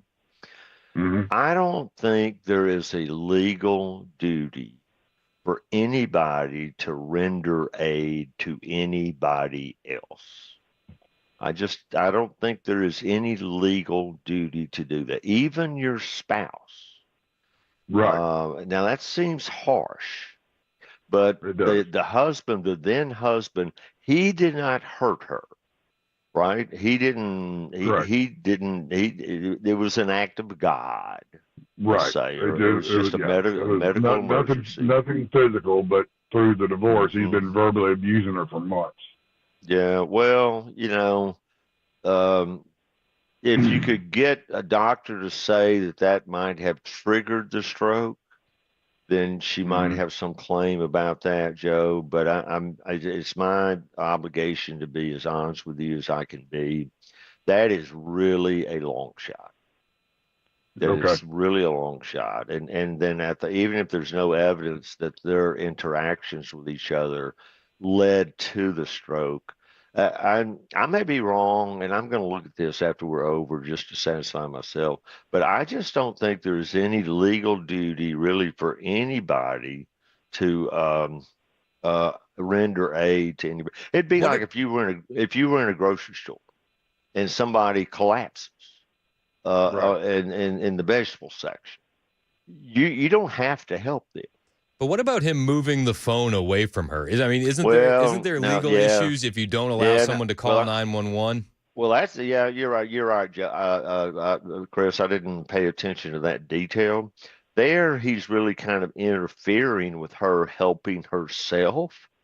So you're right. I didn't pay close enough attention to that part of it. That's a problem. Now that's a problem. But I'm just being as honest with you as I can be, Joe. It's going to be really hard to get a lawyer to take that case. She could try to get the police involved and say that it was a crime for him to move the phone. But boy, they're just, particularly with there being a divorce going on, I think it's very unlikely they're going to get involved with that. But you're right about that, Chris. But moving the phone away is almost like assaulting her. But I mean, unless it's on video, you're gonna have a tough time proving that in court, right? No, it's an awful situation. But I'm just afraid that there's not going to be any kind of legal remedy available to her, Joe. Yeah. Hey. Yeah, she this person took a statement at the hospital for the doctors and what happened and what the process was, and she has a vivid memory of exactly what happened, even though she suffered the stroke. Yeah, that's a tough one, Joe, and I appreciate the call, man. Thank you so much. If you've got a question for Jay, 615-737-9986. I got a question here on the text line from 1047. He said, I have a legal question. If you had a DUI wreck and an outstanding balance tied to your license because of the wreck, is there a statute of limitations on that, Jay? Well, read that again, Chris. If you wrecked in a DUI and there was an outstanding balance tied to your license because of that wreck, is there a statute of limitations? Yeah, the outstanding balance, I'm guessing he's talking about a fine. Yeah. Well, no, there's no statute of limitations for fines. Yeah, you got to pay that off. If you owe a fine, you got to pay it. There's no statute of limitations for that. Hey, simple enough. Randall's on the line. He's got a question for you. What's up, Randall? Real quick, you're on with Jay. What's your question? Hey, Jay. Hey, man, I was involved in a car accident. Anyway, I did not have insurance on my truck, but the lady came up on my right side, and she hit me when I was about halfway through a turn. And I was wondering, and the insurance company has said that it's my fault. I was not cited or anything like that, and I was wanting to see if I have a case or what I should do. Her insurance company is refusing to pay you. Right? They're wanting me to pay for her damage. Oh, okay. So they're saying it was your fault. They are. Well, how much do they want? We didn't get that far. Okay. I just told them that I wasn't going to pay them, and it's more the principle of the matter more. Yeah, I get it. Here's all you can really do is just tell them, no, it wasn't my fault. I'm not paying you, and then you just got to sit back and see if they sue you. I mean, if you wanted to, you could hire a lawyer to sue them. How much damage was done to your vehicle? Not much. I mean, it put a small dent on my wrecker bed, but I mean, I'm not concerned. $1,000, yeah, $1,000, $2,000, yeah. That's not worth suing them about it. No, I was just telling them, look, it wasn't my fault, and I'm not paying you. I like and if you, I like that. I didn't do anything wrong, and I ain't paying you. Leave me alone. Appreciate the call, Randall. I got a text in. How long should I hang on to documents from an estate? It depends on what documents, Chris. If it's the will, I'd keep the will forever. The legal stuff, I'd keep them at least 10 years. If it went through probate, I think 10 years is fine. And it depends on whether there were squabbles in the family or not. But I'd keep the will forever, and then the other probate documents I'd keep for 10 years. All right, good advice. Jesse, we got time for one more question. Jesse, what's your question for Jay? Jay, good to hear you, man. I always enjoy Fridays listening to y'all's conversations. Thank you, Issue sir. I've got, I'm a co-executor of my parents' estate. Mm-hmm. My mother passed a year ago in April, and my father's guns were taken from the estate by my brother, who passed the same month as my mother, and the sister-in-law will not return the guns to the estate. Who under the will? Was there a will, Jesse? Was there a will? There was a will. Yes. And who got the guns under the will? They weren't in the will. It was supposed to be everything divided up, sold, and the proceeds divided evenly among the three siblings. Yeah, okay. So that, yeah, the whole state then was divided equally. How much are the guns worth, Jesse? I think they're worth about 5,000. Did y'all probate it? It's in probate now. Well, then you just got to raise that in probate. Do you have a lawyer? Is a lawyer representing the estate? There is a lawyer representing the estate, and I wouldn't give you 2 cents for him. Yeah, well, you may have to get your own lawyer to handle that. But that's, I mean, she's in effect stolen $5,000 from the estate. Exactly. And that's wrong. And you just got to get those facts in front of the probate judge. And then the probate judge will enter an order saying that she's got to give the guns up. If she doesn't, she's going to jail. And if the lawyer that's representing the estate won't do that, Jesse, then you may just have to get a lawyer, or you can go in on your own. Maybe talk to the estate lawyer about that and just see if you can get it, because this issue's not been brought up in probate, right? No, not by now. And is the estate still open? It's still open. Yep. So what I would do is go to the estate lawyer, tell him what's going on, tell him you want the guns put in the estate, and then if he says he can't do that, well, he'll either say I'll do it, or he's going to say you have to get your own lawyer to do it, because he doesn't technically represent you; he represents the estate. But really, it's his job to preserve the estate, Jesse. Exactly. So think about this a little bit more. So it's his job to go out and get the estate collected together. So, yeah, that's who you need to go to, is go to that lawyer. I brought this up to him a year ago, and he's got selective memory. Well, you just got to pester. Well, that's why people hate lawyers, Jesse. I understand. But you just got to keep pestering him. And then tell him if he doesn't bring it up, you're going to bring it up to the judge yourself. All right. I think I'm already at that point. Yep. Now you just got to be a burr under the saddle. Okay. Be the burr, Jesse. Be the burr. Appreciate the call. Jay, appreciate your time as well for another edition of Friday. If people want to keep up with you off the air, how can they find you, Jay? Where do we go? Yeah, to the internet, Chris. We don't have any secrets. And it's J. St. Clair, not Saint. I'm more of a sinner than a saint, but it's St. Clair. ST.CLAIR. My firm's Littler Mendelson. And you just find me on the internet. Hey, Jay, I really appreciate the time today, man. And I appreciate all of your expertise. My pleasure, Chris. Hey, looking forward to doing it again down the road sometime. 456, it's Super Talk 99.7 WTN.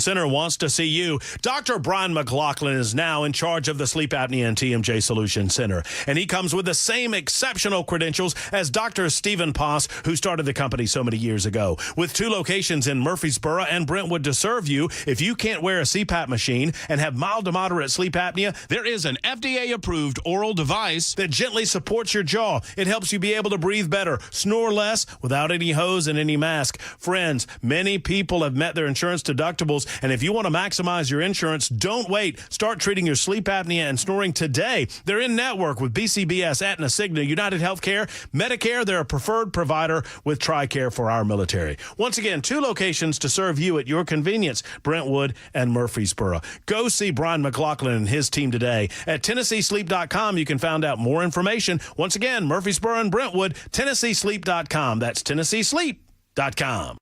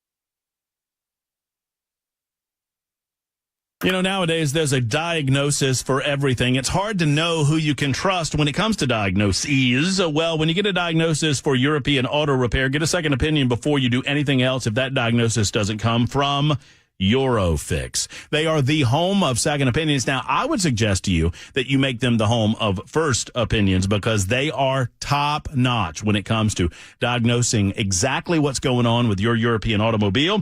It can not only save your vehicle's life, but it can save you hundreds, if not thousands of dollars. That's right. Don't get stressed out and angry. Have a 15-minute no-wrench inspection from Eurofix. Let them figure out what's going on with your European automobile. They'll never pressure you to do anything it doesn't need. At Eurofix, you get a 3-year nationwide warranty, a free loaner car with every repair appointment. Aaron Stokes have been doing this the right way for 26 years now, folks. 100 Oaks, Franklin, Murfreesboro, Belmead, and Mount Juliet. 844-EUROFIX. That's 844-EUROFIX. Or visit them online at myEurofix.com.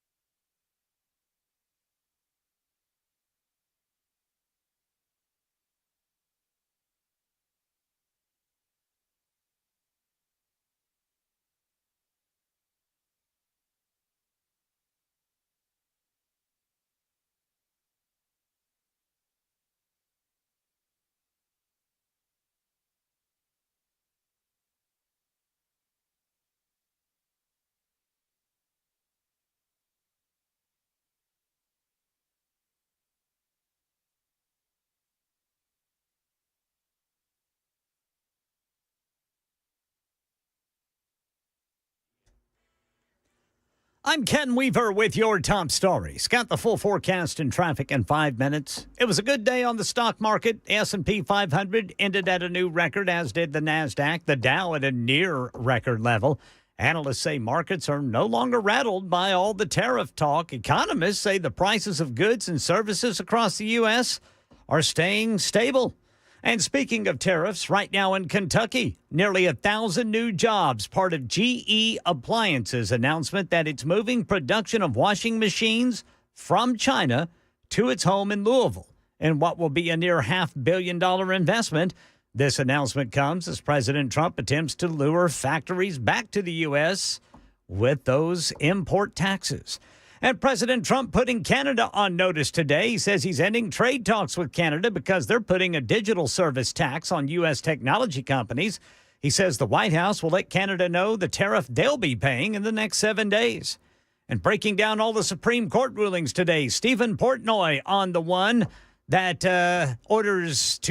is on President Trump's executive order aiming to end birthright citizenship in the U.S. This is a long-sought victory for conservatives who've been arguing for years that individual district court judges have exceeded their authority when they've granted nationwide injunctions to block an administration's actions. Justice Amy Coney Barrett wrote for the 6-3 majority that when lower court judges do that, they risk causing irreparable harm to the government.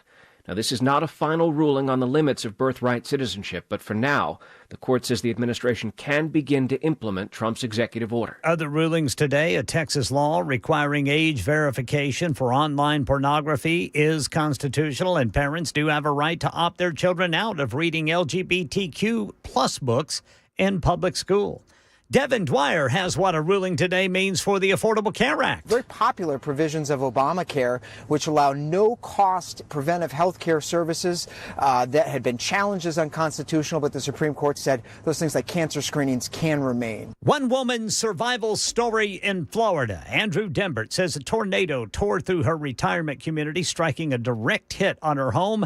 76-year-old Deborah Mettler inside at the time. A Florida woman is grateful to be alive after a tornado picked up her home, clear off its foundation, leaving her hanging on for dear life. It was really kindled to like a Wizard of Oz experience. Video captured the moment Wednesday night when an EF1 tornado moved through the city of Largo, north of St. Petersburg, lifting mobile home nearly completely off the ground, leaving it teetering on its side for 15 seconds before slamming back down to earth. That's the latest news. Traffic and weather next. I'm Ken Weaver, WTN News.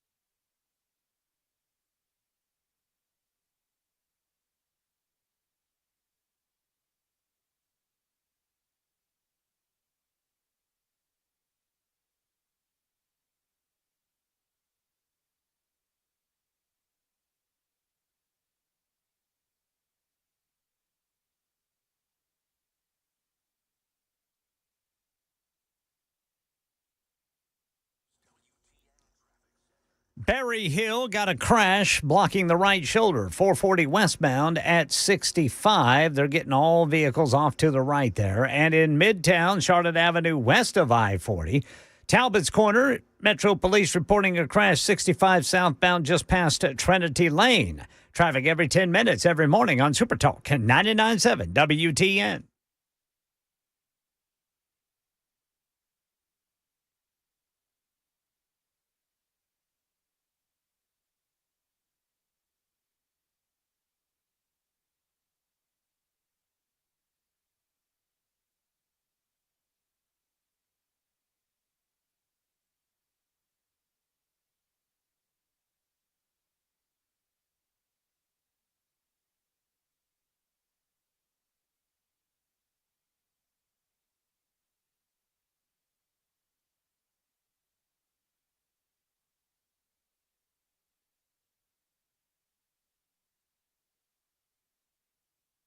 .509 on Super Talk 99.7 WTN. Hey, how are you? It's Chris Hand, filling in for the one, the only Matt Murphy, who should, barring any unforeseen circumstances, be back in the saddle on Monday. Looking forward to that, as I'm sure you are as well. In the meantime, however you listen to us, wherever you listen to us, we appreciate you, whether you're on the iHeartRadio app, the TuneIn app, the FM dial. If you're watching us over on Super Talk TV, make sure you hit like and subscribe. Our YouTube channel just hit 9,500 subscribers. That's pretty cool. I want to get it to 10 grand. So if you haven't liked our YouTube page yet, do it today. It definitely helps move the needle when it comes to digital clout for the radio station, not just for myself, but for Mandis, Murphy, Benson, the whole crew.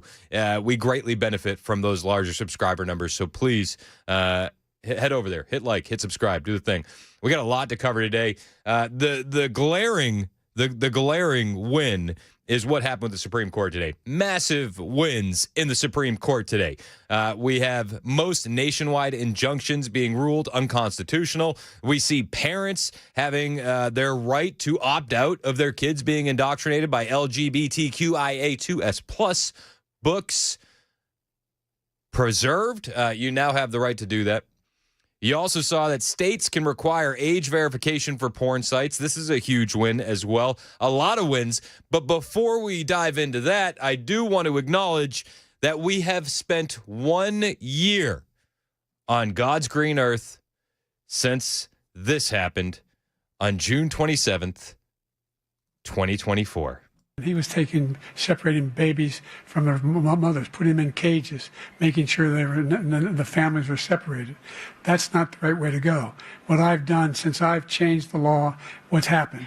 I've changed it in a way that now you're in a situation where there are 40% fewer people coming across the border illegally. That's better than when he left office. And I'm going to continue to move until we get the total ban on the total initiative relative to what we're going to do with more Border Patrol and more asylum officers. President Trump? I really don't know what he said at the end of that sentence. I don't think he knows what he said either. Look, it's that debate. You can go back and watch it tonight. It's all over YouTube. You can find it. Just sit back with some popcorn and realize how, people were nerve-wracked going into that debate. Oh my gosh, is Trump going to say the wrong thing? Is he going to put his foot in his mouth? Are we screwed? There was a lot of that talk, and it was no. What we saw that night 1 year ago was the end of the Democrats' hope to win the presidency. That debate saved America. That was the moment we realized, and not just us. We knew for a long time, but it was the moment that the independents, the squishy middle, a lot of the left realized for the first time that we were telling the truth, that Biden was a day late and a dollar short, shaking hands with dead people, falling up the stairs, getting out of his shower to chase his dog naked and pull its tail and break his foot. All the stuff. We weren't presenting cheap fakes. And that was the night 1 year ago that the American public realized just how bad things really were. Some people point to that debate and say that's the moment Trump won the election. I tend to think that the moment Trump won the election was July 13th in Butler, Pennsylvania. You could also make the argument that the moment Trump won the election was when RFK dropped out and endorsed him, and we got an influx of RFK bros to help us secure the mandate. You can make all those arguments, but 1 year ago was a monumental event in American history. It was crazy. And the ripple effects that came after. We're still feeling. Granted, they're positive today, but it's a nuts that's only been a year. It feels like it's been longer and shorter at the exact same time. Now, wherever you hang your hat on what won Donald Trump the presidency, the fact of the matter is he is the president, and he is securing some big wins today. So big that I think it's important that we check in on our leftist friends, given the news of the day with SCOTUS and all the Trump victories. Let's check in. Let's check in on our liberal friends, okay? All I gotta say is we're so f***ed the Constitution. We don't have a f***ing Constitution anymore. Nope, f*** it. What the f***? F*** the f***ing Supreme Court. F*** Trump. F*** all this. F*** the United States of America. F*** 1776. F*** the 4th of July. F*** all of it. F*** whatever we even f***ing fought for. F*** all of this f***ing shit. And f*** MAGA! Okay. All right. Calm down. I think that was the last one was my favorite. Awesome. Anything else to say? And MAGA! Yes, your tears. Your tears are so salty and delicious. I'm here for it. Oh, the hydration values through the roof.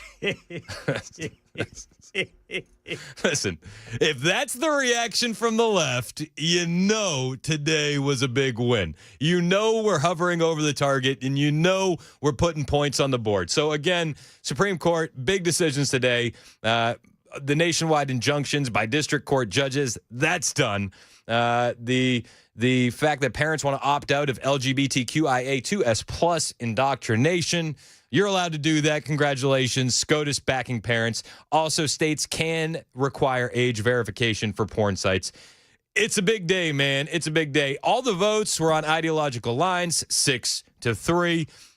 But everybody is celebrating these wins. These are massive.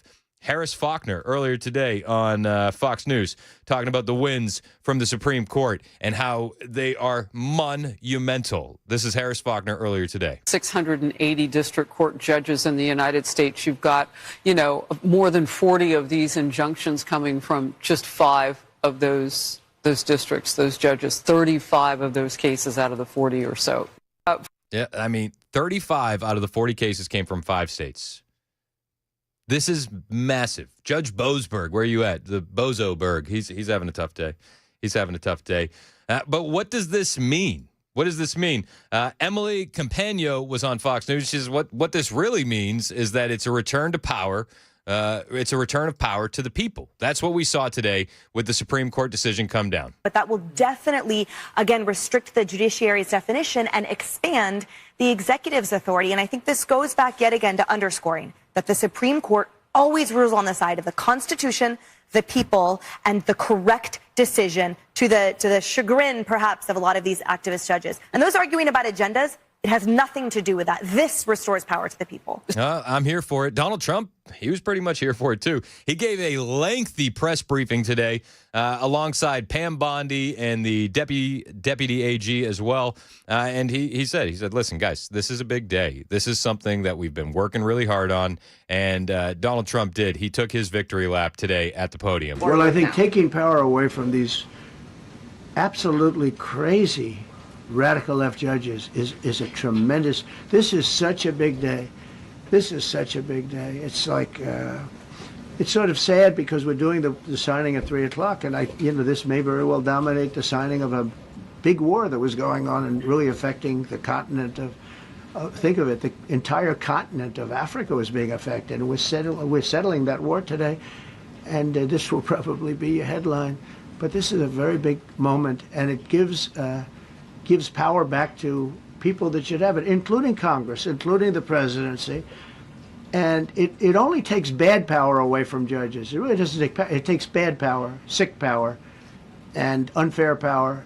And it's really going to be, this is a very monumental decision. Yeah, very monumental. I love what he said, though. He's like, this is gonna dominate the news cycle over the weekend. And by the way, I did just end another war. Like, that was signed later on after this press conference happened.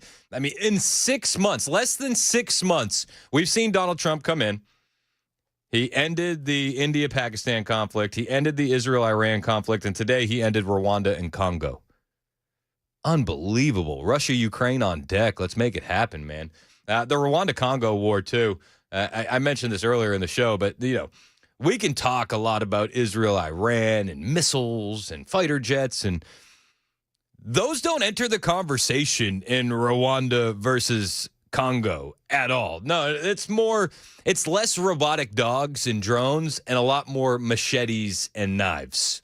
It was a bloody conflict. 30 years, 6 million people. Donald Trump ended it.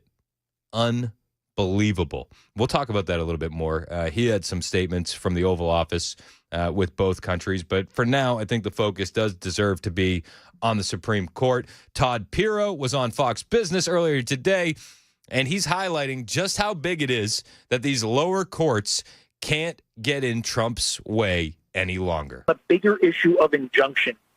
But that is where this case is so important, because what the court said today, lower court judges can only grant relief to parties who brought a particular lawsuit. In other words, you have to be involved in the lawsuit, and they may not extend those decisions to protect others without going through the process of converting that suit into a class action.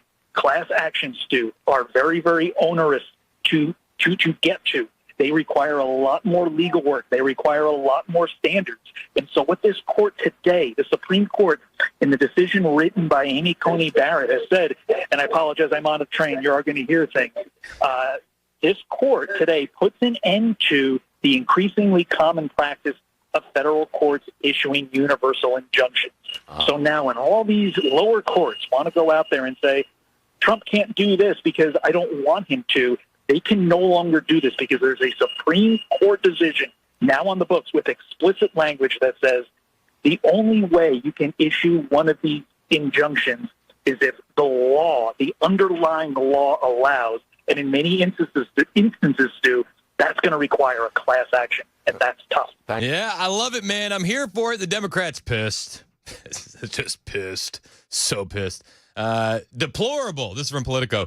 Democrats slam SCOTUS ruling in birthright citizenship case. Democrats warn the decision paves the way for a vile betrayal of our Constitution. The same Democrats that gaslit us for 4 years under the Biden administration about just about everything. Not really stressing, but it is fun to mop up the salty tears of the left. Democrat members of Congress sharply criticized the Supreme Court's Friday ruling that limited the district court's use of nationwide injunctions in a case challenging President Donald Trump's executive order seeking to end birthright citizenship. What you're about to hear from Debbie Wasserman Schultz, I'll translate it for you. It's we want more legal warfare. We want lawfare. We want more lawfare. She didn't come right out and say that. But Debbie Wasserman Schultz called it a vile betrayal of the Constitution in a social media post today. She said the Supreme Court's decision today will result in the infringement of Americans' rights for years to come. Limiting nationwide injunctions will have long-lasting effects on our courts, ceding even more power to the executive branch and providing justice only to those with means or luck to have a lawyer. Yep. They're pissed. That's how you know we won. That's how you know we're moving in the right direction. We got a lot more to cover. Donald Trump striking peace deals. He's also backhanding Canada. I got all that and more on the way. 522, Chris Hand, in for Matt Murphy, Super Talk 99.7 WTN.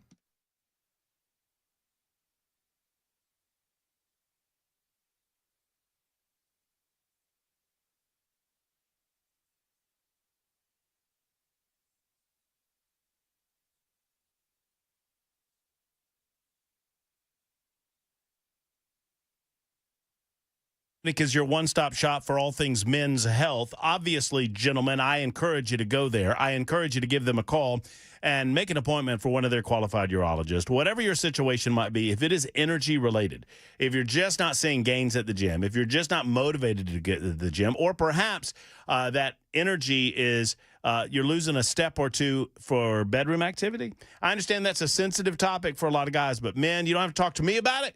You need to talk to Tennessee Men's Clinic about it because they have solutions for you. They can get you back right again, back on the path again. All you need to do is make the call that so many others have made to Tennessee Men's Clinic. Thousands of men have been assisted by Evan Bass and his team at Tennessee Men's Clinic. Go to TennesseeMen'sClinic.com or stop by either of those two locations. You can schedule an appointment there too. Cool Springs and the original Midtown location, been there since 2014. They can offer you solutions, get you back to the energy levels that you've become accustomed to. Come on, guys. Let's do this for you and your intimacy with your spouse. Call at 615-208-9090, 208-9090 for the Tennessee Men's Clinic.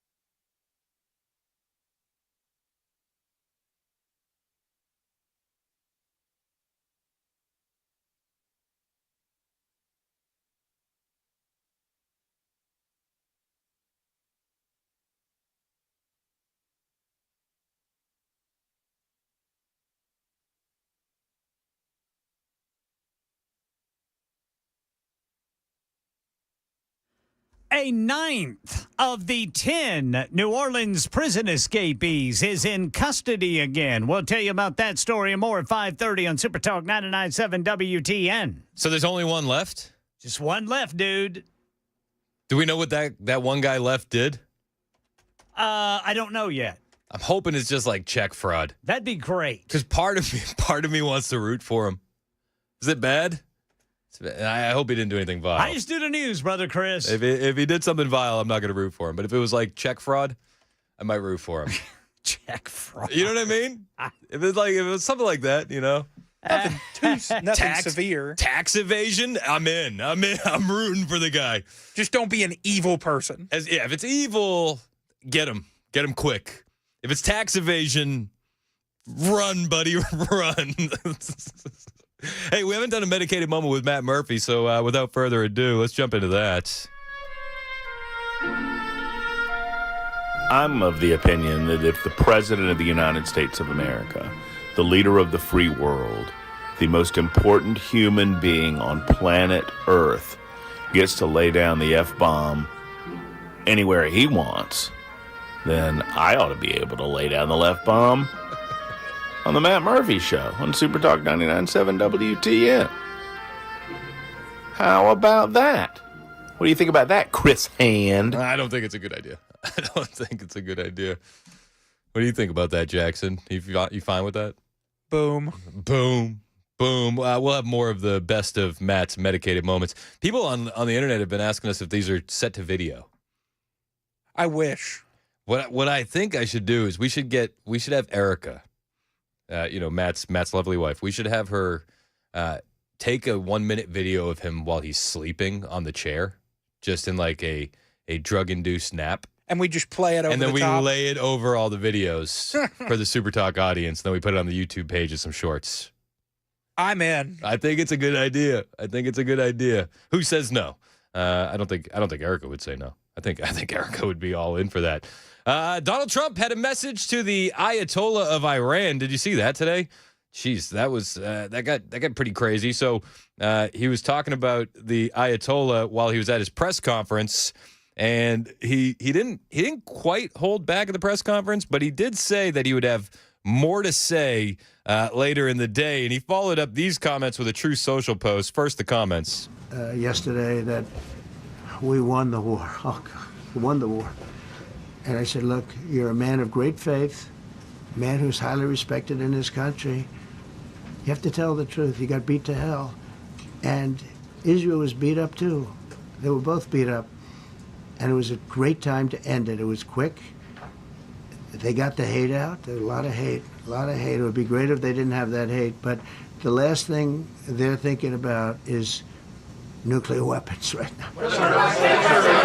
So these comments from Trump came after the Ayatollah's comments where they declared victory and yada, yada, yada. What followed after these comments was a Truth Social post from Donald Trump where he just went full scorched earth. Did you see this Truth Social post? He said, throw it up on the screen on the YouTube stream. He said, why would the so-called supreme leader, Ayatollah Ali Khamenei of the war-torn country of Iran, say so blatantly and foolishly that he won the war with Israel when he knows his statement is a lie? It is not so. As a man of great faith, he is not supposed to lie. His country was decimated. His 3 evil nuclear sites were obliterated, all caps. And I knew exactly where he was sheltered, exactly, also in all caps. And would not let Israel or the U.S. Armed Forces, by far the greatest and most powerful in the world, terminate his life.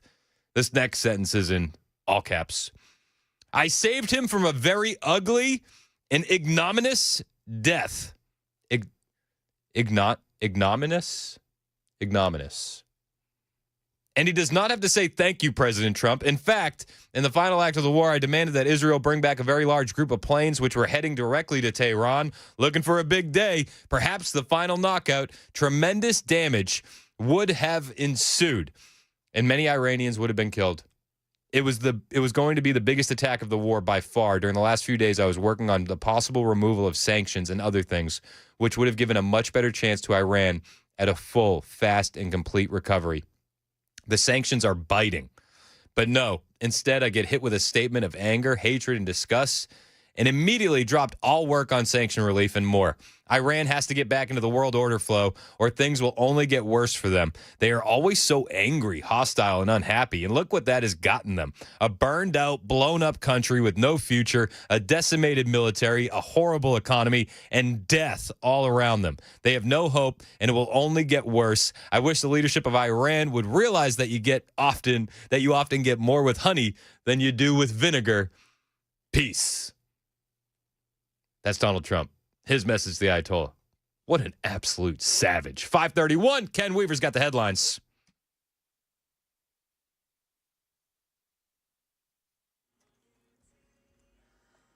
I'm Ken Weaver with your top stories. Got the full forecast and traffic in 5 minutes, and just in from New Orleans.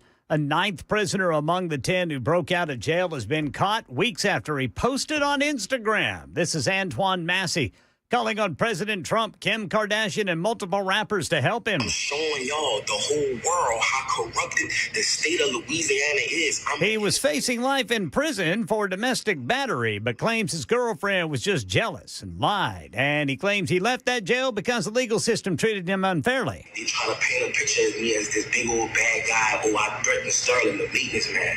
How did I threaten you, bro? You can't even come around me without a deputy being on the tip. All right, so Antoine Massey back in custody. Now only one of those 10 prisoners who escaped from that jail in New Orleans is still on the run. Good day on the stock market today. S&P 500 ended the day at a new record high. NASDAQ did too. The Dow at near record levels. And President Trump today announced that he is ending trade talks with Canada. This after Canada announced a higher tax on U.S. digital companies. So Trump says the White House will let Canada know how much more they'll be paying within 7 days. And this in from Kentucky. GE Appliances says it's shifting production of washing machines from China to Louisville in a $490 million investment, creating 800 jobs. Key rulings today from the U.S. Supreme Court. Stephen Portnoy on President Trump's executive order aiming to end birthright citizenship in the U.S. Justice Amy Coney Barrett goes out of her way in the majority opinion to say the court has not yet decided whether the president's birthright citizenship order is constitutional. But she does say it's beyond the power of a single district court judge to make that decision for the whole country. This means the administration can move forward within the next 30 days to implement the executive order, except in the specific cases of the individual plaintiffs whose suits in this matter are still pending in court. Other rulings of note, Mike Nabusky. The court also decided that a Texas law requiring age verification for online pornography is constitutional. Justices also ruled that parents do have the right to opt their children out of reading LGBTQ books in public school. That's the latest news. Traffic and weather next. I'm Ken Weaver, WTN News.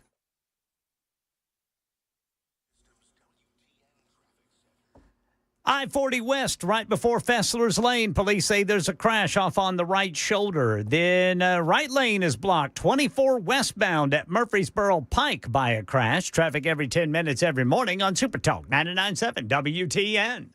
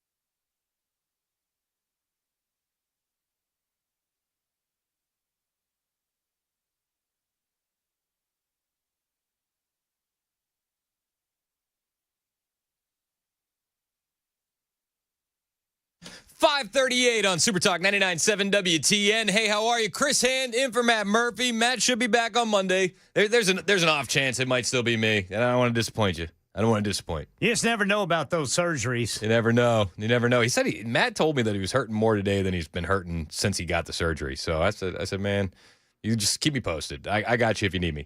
There'll be days like that. Yeah, 100%. So we'll keep you updated on Matt Murphy. In the meantime, thank you for listening. However, wherever you're listening, iHeartRadio, tune in, the FM dial. Love all you guys. Shout out to everybody on the Super Talk TV side of things, Facebook, Twitter, Twitch, and our personal favorite, YouTube. We're up to 9,500 and I think 10 subscribers on YouTube. All right. Let's get it up to 10,000. If you haven't hit liked and subscribed to the page, do it now. Find Super Talk 99.7 WTN on YouTube. It honestly will help get us in, bigger guests, higher profile names. If everybody that listened to this radio station liked the YouTube channel, it would absolutely help all of the hosts out here. So please do it. And without further ado, you know what time it is and what we do on the Matt Murphy Show right around 5:35 every day, right? Nincompoops in the news.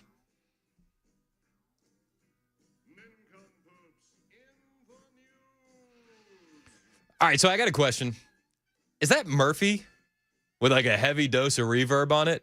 It might be. I think it might be. I think he did good. He did good. Sounded like he pitched himself down a little bit and just reverbed it out. I like it. I like it. So if I recall correctly, I won yesterday. That means you get to go first there, Brother Chris. It means I get to go first.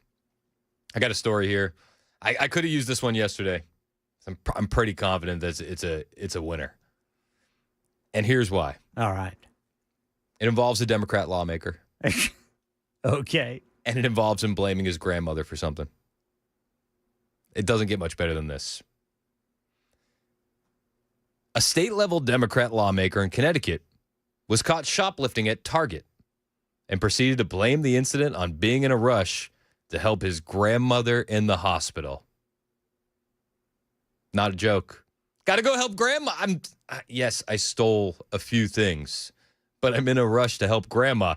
This happened on Monday. State rep out of Connecticut, Rep. Raghib Ali Brennan, 33, was arrested at a Target store in Bethel, Connecticut. Authorities saw on video that he did not scan two of his items, which amounted to $26.69. He was detained by security at the establishment, who told police that he was recognized from previous unreported larcenies, per the Connecticut Mirror, citing a police report. So this wasn't his first time rushing through the line because he had to get to grandma at the hospital, right? These things happen. They tend to happen over and over and over again. Ali Brennan, the state rep, was first elected in 2018. He did not respond to a request for comment from the outlet, but wrote a statement on Facebook. Ready for his Facebook statement? During a recent visit to the Bethel Target, 2 items in my armload of others were not scanned. I was in a rush to bring items to my grandmother in the hospital, and the store didn't have any bags. And I was juggling multiple purchases. While I do not have a record, I take full responsibility for the error, and am working through the legal process to resolve the matter quickly and respectfully. I respect the law and Target's right to enforce their loss prevention policy, and I remain committed to serving my community with transparency and integrity. Connecticut House Speaker Matt Ritter commented on the situation in a public statement, saying he recognizes the high standard to which I hold our members and has taken responsibility for inadvertently leaving Target self-checkout without scanning several items. I think this guy's just a thief, bit of a klepto, and he kept getting away with it, and then when he got busted, he blamed it on grandma. That's my nincompoop in the news. Democrat state law representatives, what was his name? Raghib Ali Brennan. Blamed it on grandma. You blame it on grandma. He wasn't naked. Though I did think about adding that into the story anyway. Any story, you can just make the person naked. Perhaps he was in a rush because he heard his grandmother was naked and he needed to get there and help her. And, he didn't want her to catch cold. No, he didn't want that. So that's my nincompoop in the news. You guys, rock, paper, scissors. Who's going next? Go ahead, Brother Jackson. See, Ken's too nice. I'm gonna go here. Mesquite police chase naked man in stolen ambulance. Oh, I already did this. Oh, you already did this one? Yep. All right, I'm DQ'd. Man, you got DQ'd fast. That was fast. Dude, that is the fastest DQ in the history of nincompoops. That was a 2.5 second disqualification. I'm sorry, Brother Jackson. You're all good. Whoa. I'm sorry, Brother Jackson. I do not remember that from this week. Actually, you know what? No, I think I'm DQ'd. I had that one, but I decided not to run it. So, Jackson, that's yours. Oh. Ooh, interesting. Sorry, boys. You jumped the gun. I jumped the gun. Jumping to Yeah, conclusions. because I remember I had that the other day, but I didn't run it because I had something else. So, Jackson, that's your story. Tell them about it. That brother. was I thought, what a turn a roller coaster. Oh my gosh! On the nincompoops emotion. in the news. Looks like I might be the nincompoop twice. Mesquite police chase naked man in stolen ambulance. A man wearing no clothes reportedly stole an ambulance from Dallas Regional Medical Center in Mesquite on Monday. Police chased the suspect in the stolen ambulance to I-20 near Talty, Texas. And apparently he was being treated by the paramedics, and then they got out of the car, and he just decided to hop in the front seat and take it for a little spin. He has been arrested on evading arrest with a vehicle and resisting arrest, search, or transport. They had to break out the spike strips to get this guy to stop. Jeez. And he was fully nude. Fully nude. Are you guys, when you're looking for your nincompoops in the news, does my search fully history is nude- getting a little scary. Is it you put fully nude in there every time? Just naked man arrests is That's the usually go-to your go-to? Google. All right. That's good to pretty know. much what I do too. Just not on the work computer. All right. Naked ambulance thief, Democrat lawmaker who is rushing to get to grandma, and Ken Weaver, you're on deck. Yeah, today I put in a search for naked man rides a pig. But that brought up stories from like 10 years ago, and that's just too. It's past the statute of limitations. So I found this one. A prominent Charleston, South Carolina lawyer and one-time gubernatorial candidate arrested for erratic behavior. Police arrested William Mullins McLeod Jr., 53, on a public disorderly conduct charge after officers found the man, quote, yelling at the top of his lungs in nothing but underwear and shoes. He could allegedly be heard at least a block away, officers reported. Authorities on the scene ordered McLeod to place his hands behind his back, which resulted in even louder yelling. He said his name was Superman! I'm God!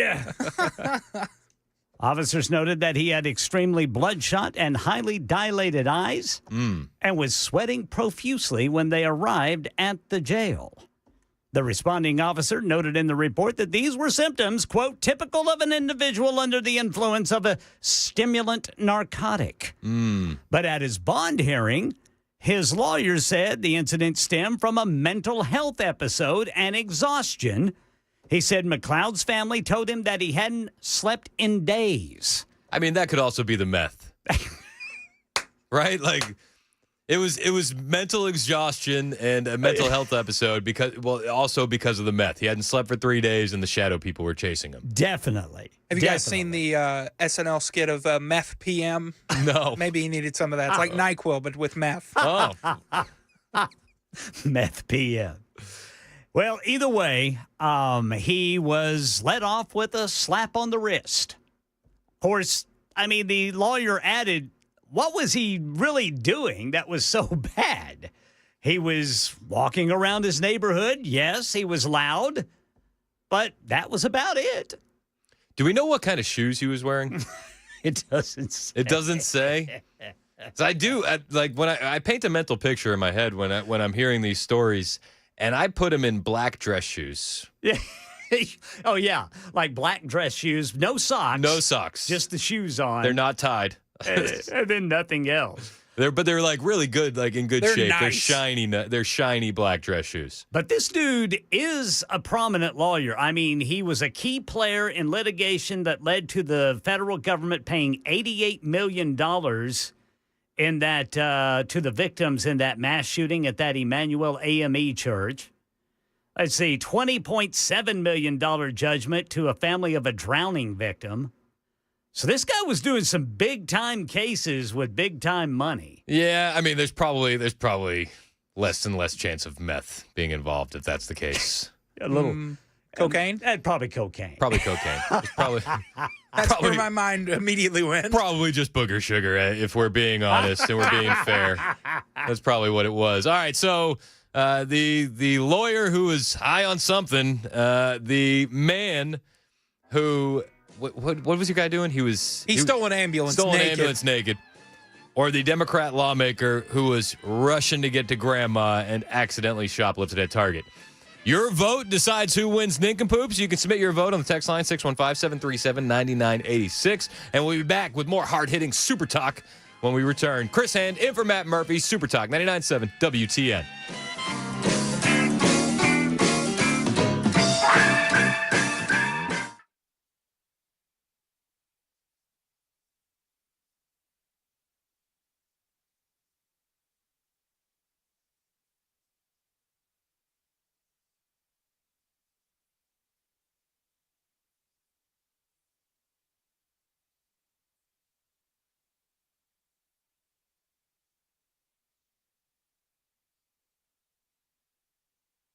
Hello, folks. Matt Murphy for Savory Spice. Savory Spice is located in Franklin. They've been there for quite some time, right off the square next to Gray's Pharmacy. I encourage you to go say hello to Holly and David. Oftentimes, they're the owners, by the way, of Savory Spice, and you'll see them in the shop assisting customers just like you, finding the right spices or seasonings for just the right flavor. If you're looking for something in particular and you can't find it at the less than spice shops, you need to get to Savory Spice because odds are they've got it and they can get it if they don't. Plus, they have all the great grilling flavors for the summertime. Did you know that today is the first official day of summer? It's true.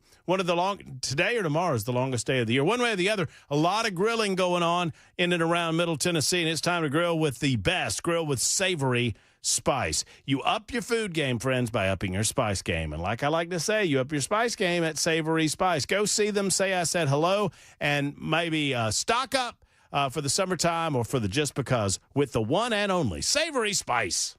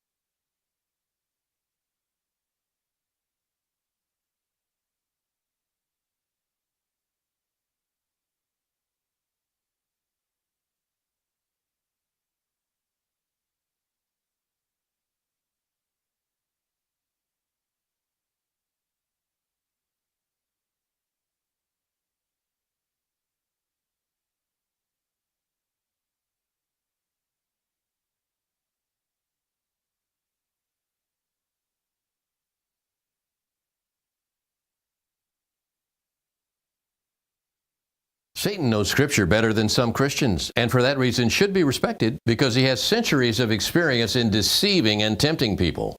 Satan understands our human nature and our motivations. Satan has the power to plant thoughts in our minds if we allow it through ignorance. John 13:2, during supper, the devil having already put into the heart of Judas Iscariot, the son of Simon, to betray him, that being Jesus, Satan can possess non-believers as well. Luke 22:3, and Satan entered into Judas, who was called Iscariot, belonging to the number of the 12. Satan actually tries harder on Christians because Christians become his enemies when we accept Christ as our Savior.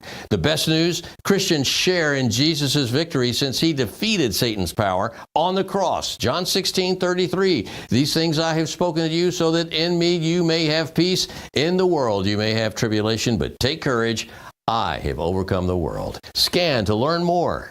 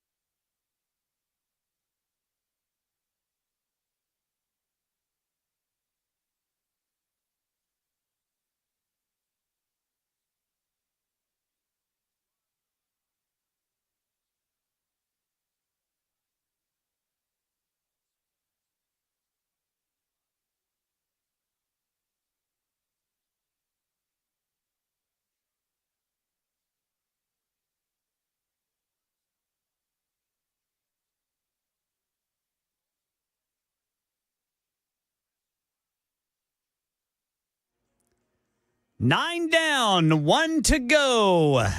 10 inmates who escaped from that New Orleans jail 6 weeks ago. Only one still on the run. We'll tell you about the one they found today coming up at 6 on Super Talk 99.7 WTN. That's Ken Weaver in the newsroom, waiting for those headlines anxiously coming up at 6 o'clock. My name is Chris Hand, filling in for Matt Murphy this week. I've been tallying the votes for nincompoops in the news. It's a tight one. It's real tight. The winner was decided by 2 votes.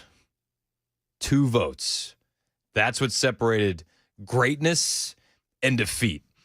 Ken, by the way, you lost. All right, so Ken came in 3rd place. And then it was down to me and Jackson. And I did a count. I recounted. I wanted to make sure that I got this as accurate as possible. I want to keep up the integrity of nincompoops in the news while I'm here. And I regret to inform you that I also lost. Yeah. Jackson wins. You've won the most this week, right? You got 2 this week or 3? I've got 2. You got 2. I had 2 this week. Ken had 1. All right.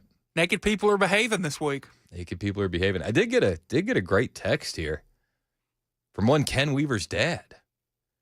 Ken Weaver's dad's hitting us up on the text line. He said, "You got to watch Ken, Chris. We got a lot of naked people in Oklahoma, and as he grew up here, he learned a lot about naked grandmas needing help or shoplifting politicians at Target and the like, whether they're naked or not, or even have a needy grandma. But how about him fessing up and DQing himself like his parents taught him? He's righteous, all right, and me and his mama are proud of him." We're proud of Ken Weaver, too. Proud of Ken. Yeah, he DQ'd Jackson, and then he re-Q'd Jackson in the blink of an eye. I was reinstated. And you know what? Like, I read this nice text from Ken's dad, and Ken is so in the zone preparing the news for you. He didn't even hear any of it, did he? He didn't. He didn't hear a lick of it. Not a word. Man. Well, I'll make sure to tell him off the air. Don't worry. We do have a lot of news to get to. In the meantime, it was just an absolute bananas day. From the Supreme Court rulings to Trump versus Canada to Trump and the Ayatollah on down the line. It was a wild day. My favorite moment from the day was the Trump press conferences. They were just awesome. And you could tell that the reporters in the room were very excited to have him here. At one point, there's a camera guy during the press conference, and he's got the thickest Indian accent that you can find. And he yelled out, "Trump 2028." in the middle of the presser. Listen. Thank you so much, President Trump. Illegal crossings in the border are 0 now. 0. Does everyone hear that? 0. Trump 2028. Do you expect President Trump? Who's that guy? He said, "Who's that guy?" He's great. And then another great moment from the press conference. And these aren't like, this is just Trump being Trump. Like, you can tell he's really enjoying himself this term. I know he looked a little bit stressed out last week, but he's definitely enjoying himself. And at one point during this presser, he said, "Should we keep this thing going or should we stop?" By the way, so many questions. Should we keep this going, Pam? This is the opposite of Biden. Biden would take a half a question and he'd leave without answering it. Go ahead. That's the opposite of Biden. Biden would answer half a question. He wouldn't really answer it, and then he would leave. It's so good. It's so true, too. I mean, have you heard once since Donald Trump took office, "All right, press, we're going to clear the room"? Have you heard it once? No, and that was something that was just always in the background whenever Joe Biden was sitting down in the Oval Office and press was involved, whenever Joe Biden was behind a podium and press was involved. "All right, guys, that's enough. That's enough." You don't get that with Donald Trump. I mean, this is a man who I believe he tells you exactly what's on his mind. And he did. He's not afraid. Nope. He lays it all out there. He talked about the big, beautiful bill. He talked about Iran. He talked about the Democrats. And we got some updates on the economy. All that on the way. It's 6 o'clock on Super Talk 99.7 WTN.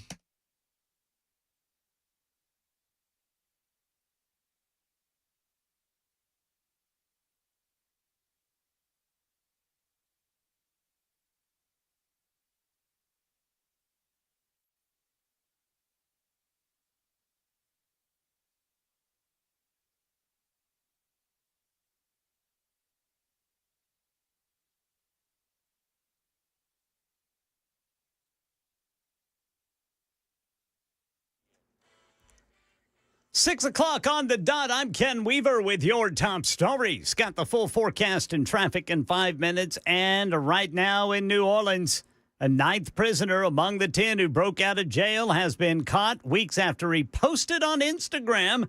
Antoine Massey called on President Trump, Kim Kardashian, and multiple rappers to help him. I'm showing y'all, the whole world, how corrupted the state of Louisiana is. He's facing life in prison for domestic battery, but claims his ex-girlfriend was just jealous and lied, and says he left the jail because the legal system treated him unfairly. They try to paint a picture of me as this big old bad guy. Oh, I threatened Sterling, the maintenance man. How did I threaten you, bro? You can't even come around me without a deputy being on the tip. So Antoine Massey arrested today at a home in New Orleans. Meanwhile, Derek Groves is currently the only inmate still at large after that May 16th escape. Groves was convicted in the killing of 2 people on Mardi Gras Day back in 2018. It's been a good day on the stock market. S&P 500 ended at a new record high. So did the NASDAQ. The Dow near record levels. President Trump said he's ending trade talks with Canada because they're putting a digital service tax on U.S. technology companies, which he calls a direct and blatant attack on the U.S. Trump also wrote that the White House will let Canada know the tariff they'll be paying in the next 7 days.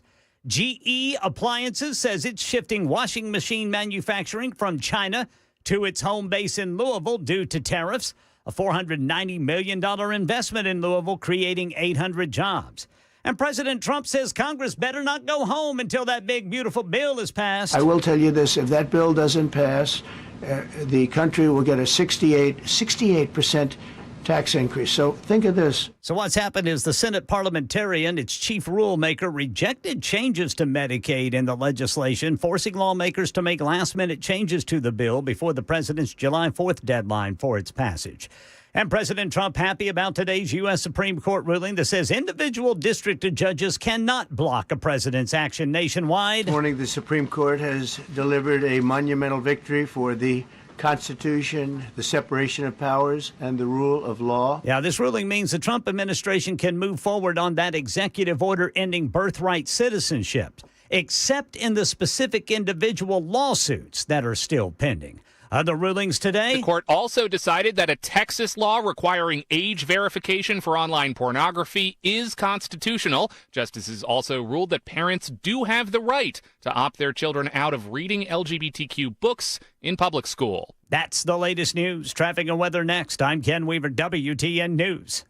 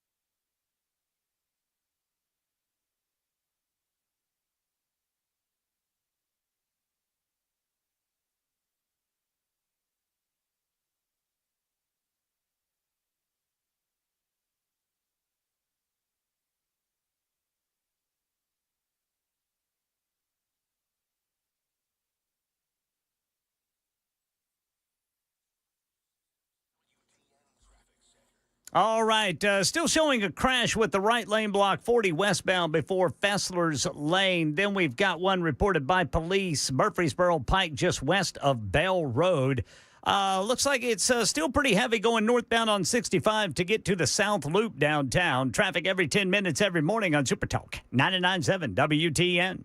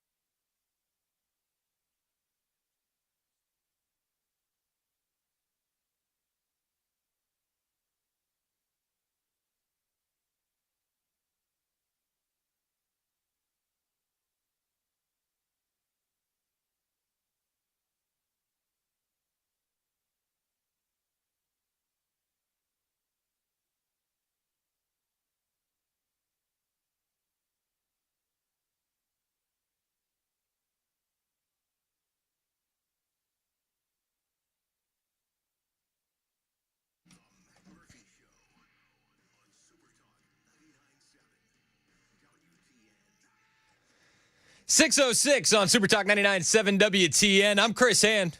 Matt Murphy's out. He should be back Monday.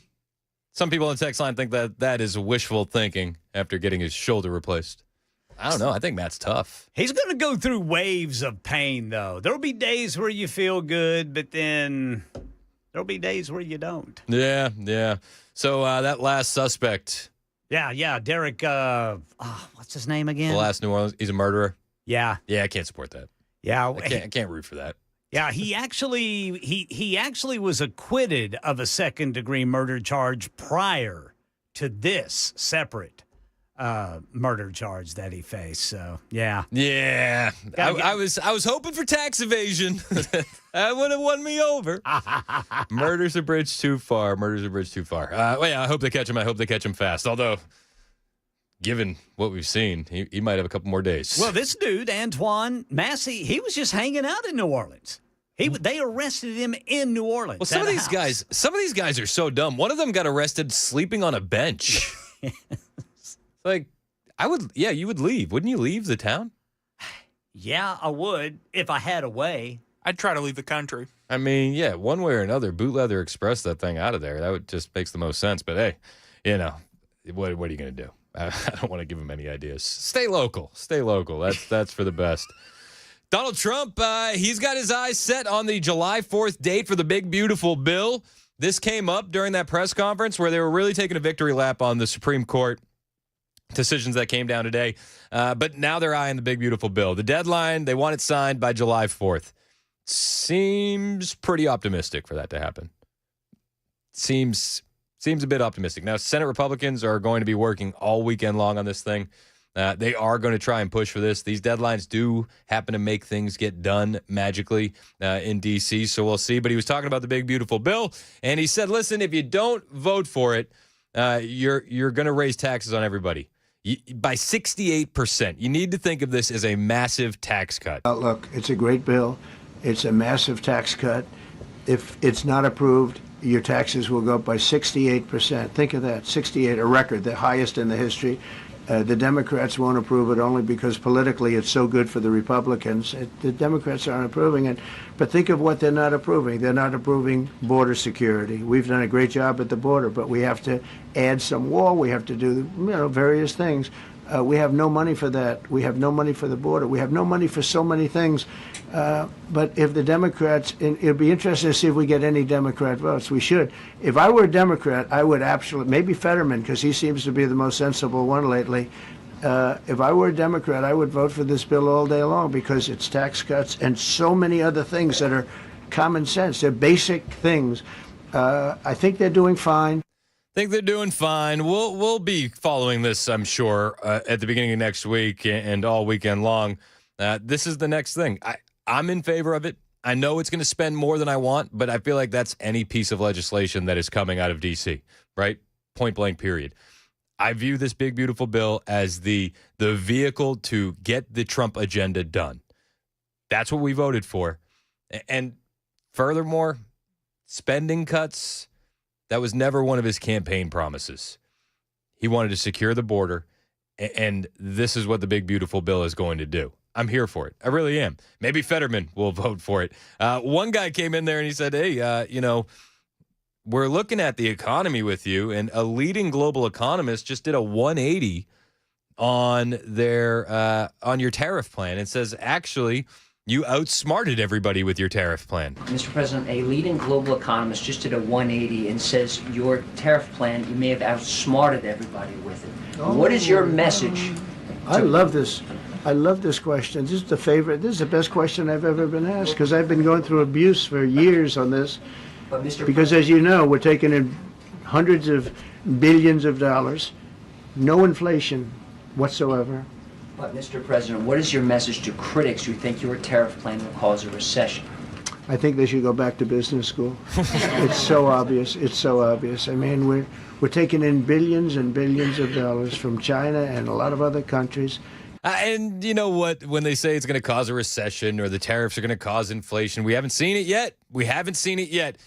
It did turn his attention, though, to one Jerome Powell and the fact that even without all the inflation, but we haven't seen it, he won't raise rates. And Donald Trump is still not happy about that. About $600 billion, all because the guy doesn't want to lower the rates. He's doing the service, a very disservice. And then he goes up and talks about, I'd like to see costs come down. You know, he gets up and he does his little thing for 5 minutes, and he goes out and he goes back to the beach. He goes, I'd like to see costs come down.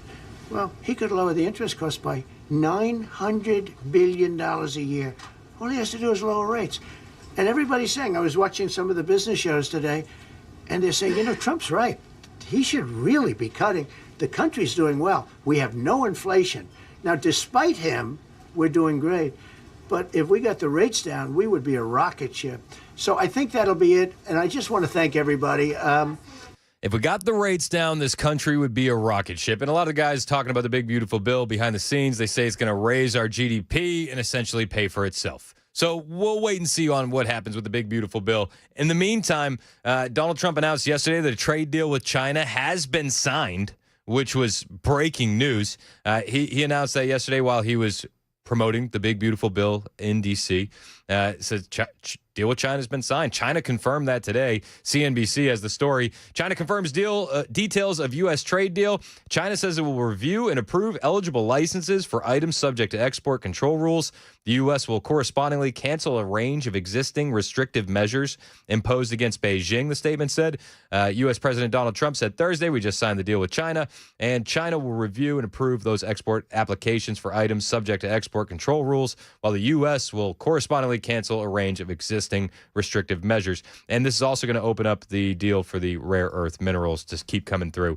This is fantastic. And we're also seeing, even with this deal being announced, other companies are saying, yeah, we're not going to rely too much on China anymore. Nike, believe it or not, I like Nikes, but I do understand that they're made with teeny tiny little hands. Nike has pledged to cut reliance on Chinese factories. This came out today. Nike says U.S. President Donald Trump's tariffs on key trading partners could add around $1 billion to its costs this year. So companies' executives have said it would cut its reliance on producing goods in China to ease the impact of U.S. trade policies, which is exactly what Donald Trump said would happen.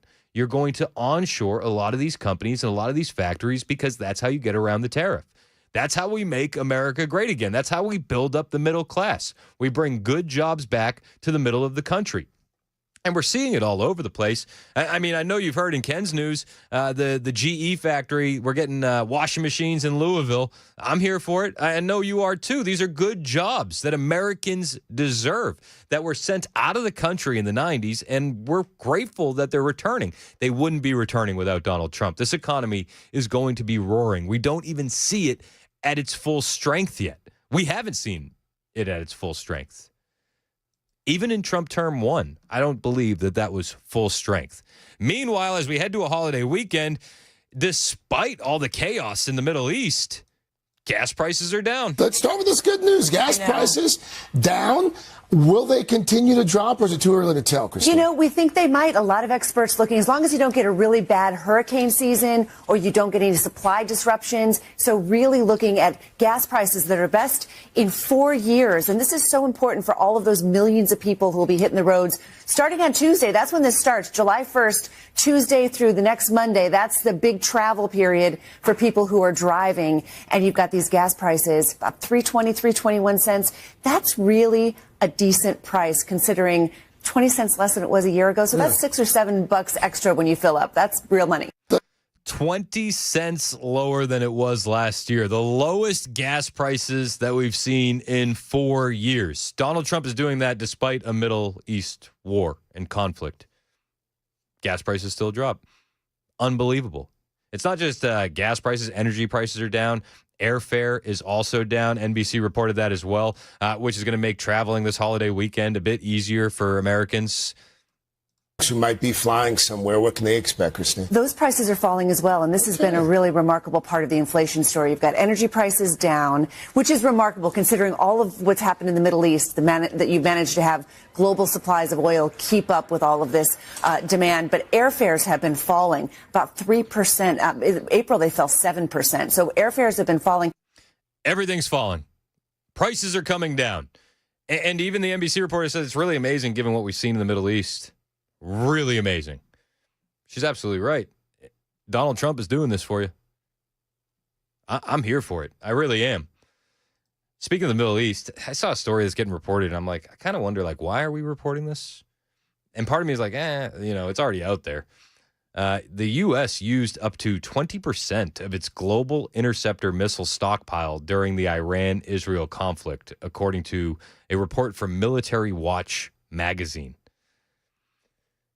I don't really like telegraphing this for our enemies that we use 20% of the stockpile. Do you? I think it's kind of a hairy situation. I don't know if you should have reported that, but they did. While supporting Israel during its 12-day war with Iran, the U.S. used an estimated 15 to 20% of all the country's global arsenal of terminal high-altitude area defense long-range anti-missile systems. That's the THAAD missile systems. Military Watch magazine estimated that between 60 and 80 interceptors were utilized during the conflict. Every launch of a THAAD interceptor reportedly cost between $12 to $15 million. Whew, that's a lot of money. That's a lot of money. So we fired 80 of them, and each one was $12 to $15 million. So let's do some napkin math, and let's meet in the middle. We'll say that it cost $13 million, and then we fired 70. Okay, so we're taking the middle on both. It'd be $910 million on missiles. Yikes. Jeez. That's insane. 20% of our stockpile, Military Watch magazine reports. Wall Street Journal reported earlier in June that the U.S. had restocked THAAD system setup in Israel in 24. The Iran-Israel war came to an end after Donald Trump announced on Monday that a complete and total ceasefire had been reached by both parties. But again, that's not before they depleted 20% of our THAAD missiles. Man, that's a crazy, crazy number. Again, I'm not sure why they reported it, but it's out there, so I wanted to bring it to you. Just another insane story. Donald Trump had a lot to talk about while he was at this presser, and he touched on everything from Iran. He touched on the big, beautiful bill, and he also touched on the Democrats. He did say something that I think is a bit interesting. He said that he didn't say, he called for a special prosecutor to be appointed to investigate the 2020 election. All I can say is we're not here for that. I hope so. I hope they're doing a thing because that election was rigged and stolen, and we can't allow that to happen. You know, a lot of people tell me, sir, you just won the greatest election in the history of our country. You won at numbers that won all 7 swing states, won the popular vote, won everything. Sir, go on with your life. And many people that say that, good people, friends of mine, then you have people that say that same thing, go on with your life, but you have to find out what happened because you can't let that happen again. Look at what this lunatic did. Look at what he did. He opened our borders to people that were murderers, 11,888 to be exact, murderers, and we've captured many of those murderers. and we're bringing them back, or some of them are so dangerous that we don't even want to bring them back. We're afraid they're going to try and come back in. But he allowed people to come into this country, people from mental institutions, insane asylums, that's a mental institution on steroids, people from mental institutions, gang members, drug dealers, people, jails being emptied out into our country. Venezuela emptied out almost its entire prison population into our country. Insane. But I don't want to blame them. Many countries have done that. The Congo, we have a great press conference coming up later, and it's the Congo and Rwanda. They were fighting for years, and it was machetes, it was vicious, it was as vicious, people's heads being chopped off. And I have a man who's very good in that part of the world, very smart, and put them together. And we're signing a peace treaty today, first time in. He had 2 peace treaties in a week. 2 peace deals in a week.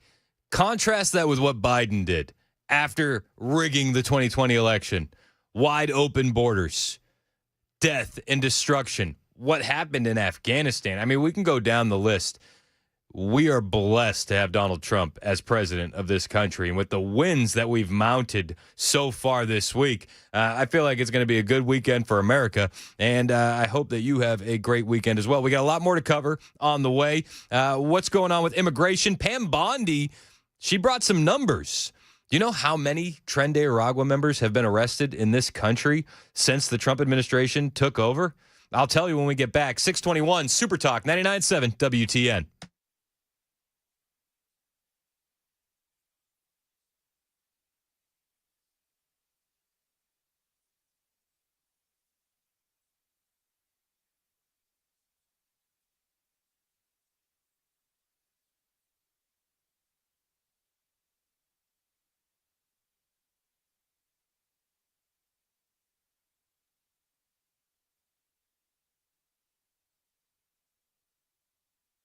Pastor and author J.C. Ryle once said, contrary to popular belief, hell is not a place God sends only the worst of the worst. Hell is our default destination.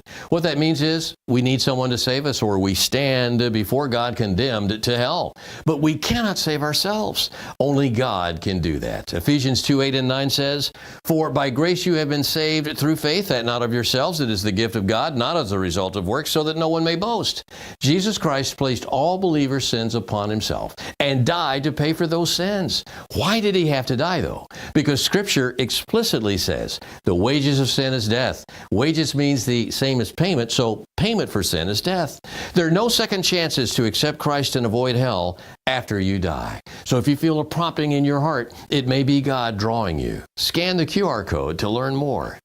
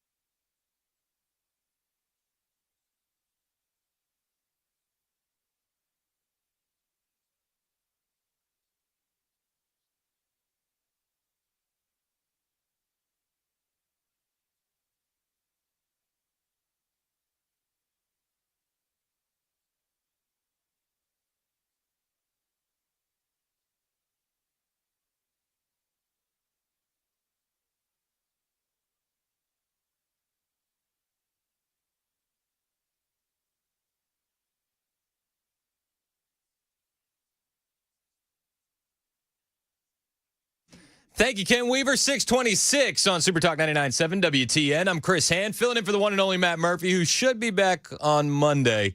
A lot of you guys on the text line think that is wishful thinking for Matt, who got his shoulder replaced. I believe in Murphy. I think he's tough enough. I believe in Matt. I believe in Matt. I do think it's going to be me and you on Monday, though. It might be. He's on some heavy medication, that Matt Murphy.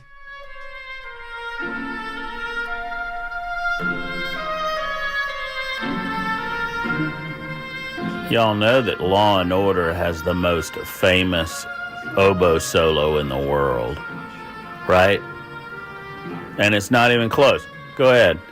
Name another one. Just name one. Boom. Boom. Boom. That was everybody's favorite medicated moment with Matt Murphy. Boom. Boom. That was it. They want that. People want that as a hotkey. Boom. Boom. That's it. I mean, that's the money shot right Boom. there. Oh, yeah. Boom. Boom. All right, so Pam Bondi was at the press briefing today with Donald Trump as they were taking their victory lap for the SCOTUS decisions, and she revealed a number. The number is of how many Tren de Aragua gang members illegally here that they've arrested since the Trump administration took over. Listen to this. It's a big number. Today marks 2,711 arrests on these terrorists and these gangs. Total arrest today with HSI investigations. And thank you, Stephen Miller. Thank you to Homeland Security. Thank you to everyone working hand in hand with the FBI on all of these transnational gangs. TDA has been a huge terror to our country, as well as MS-13, as well as Sinaloa cartels. No longer. I'm here for it. They are wiping those guys out. Today marks 2,711 arrests on these terrorist gangs, TDA, MS-13, the Sinaloa cartel. Let's go. You know what that makes me feel like? You know what that makes me want to say? Boom. There it is. We did that. That was in stereo. Boom. Yep. Boom. Boom.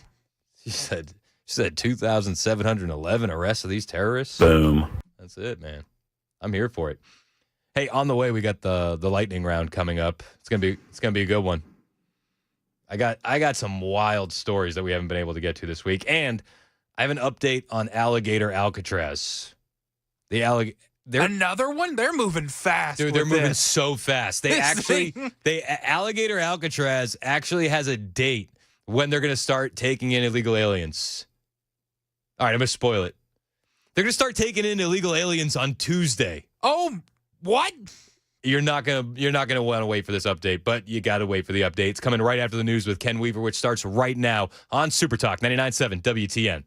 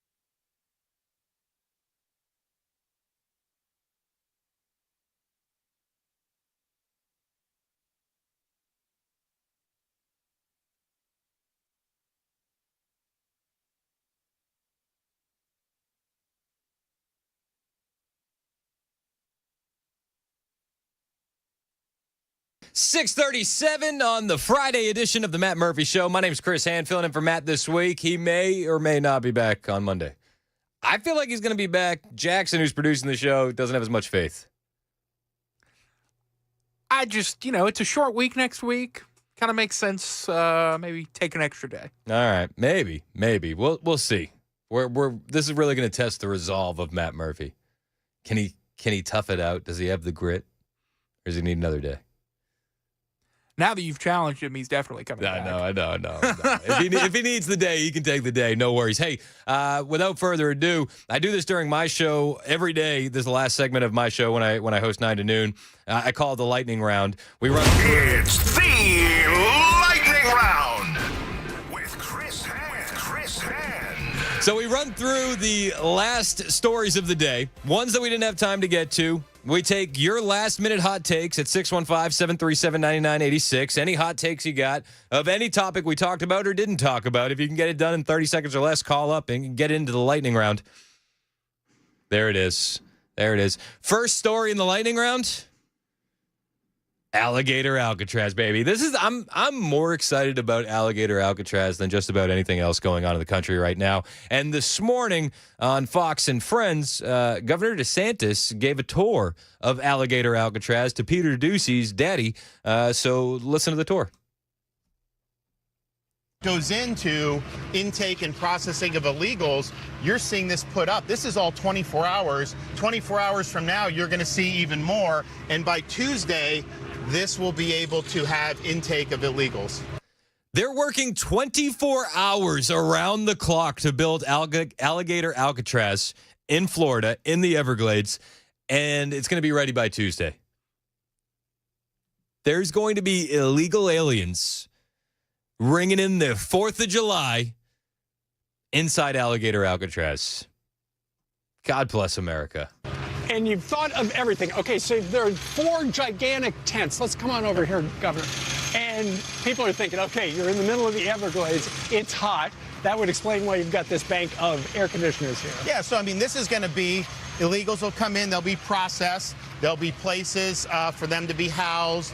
You'll have an ability for food. You'll have an ability for them to consult legal rights if they have that, because there is a process that's involved with this.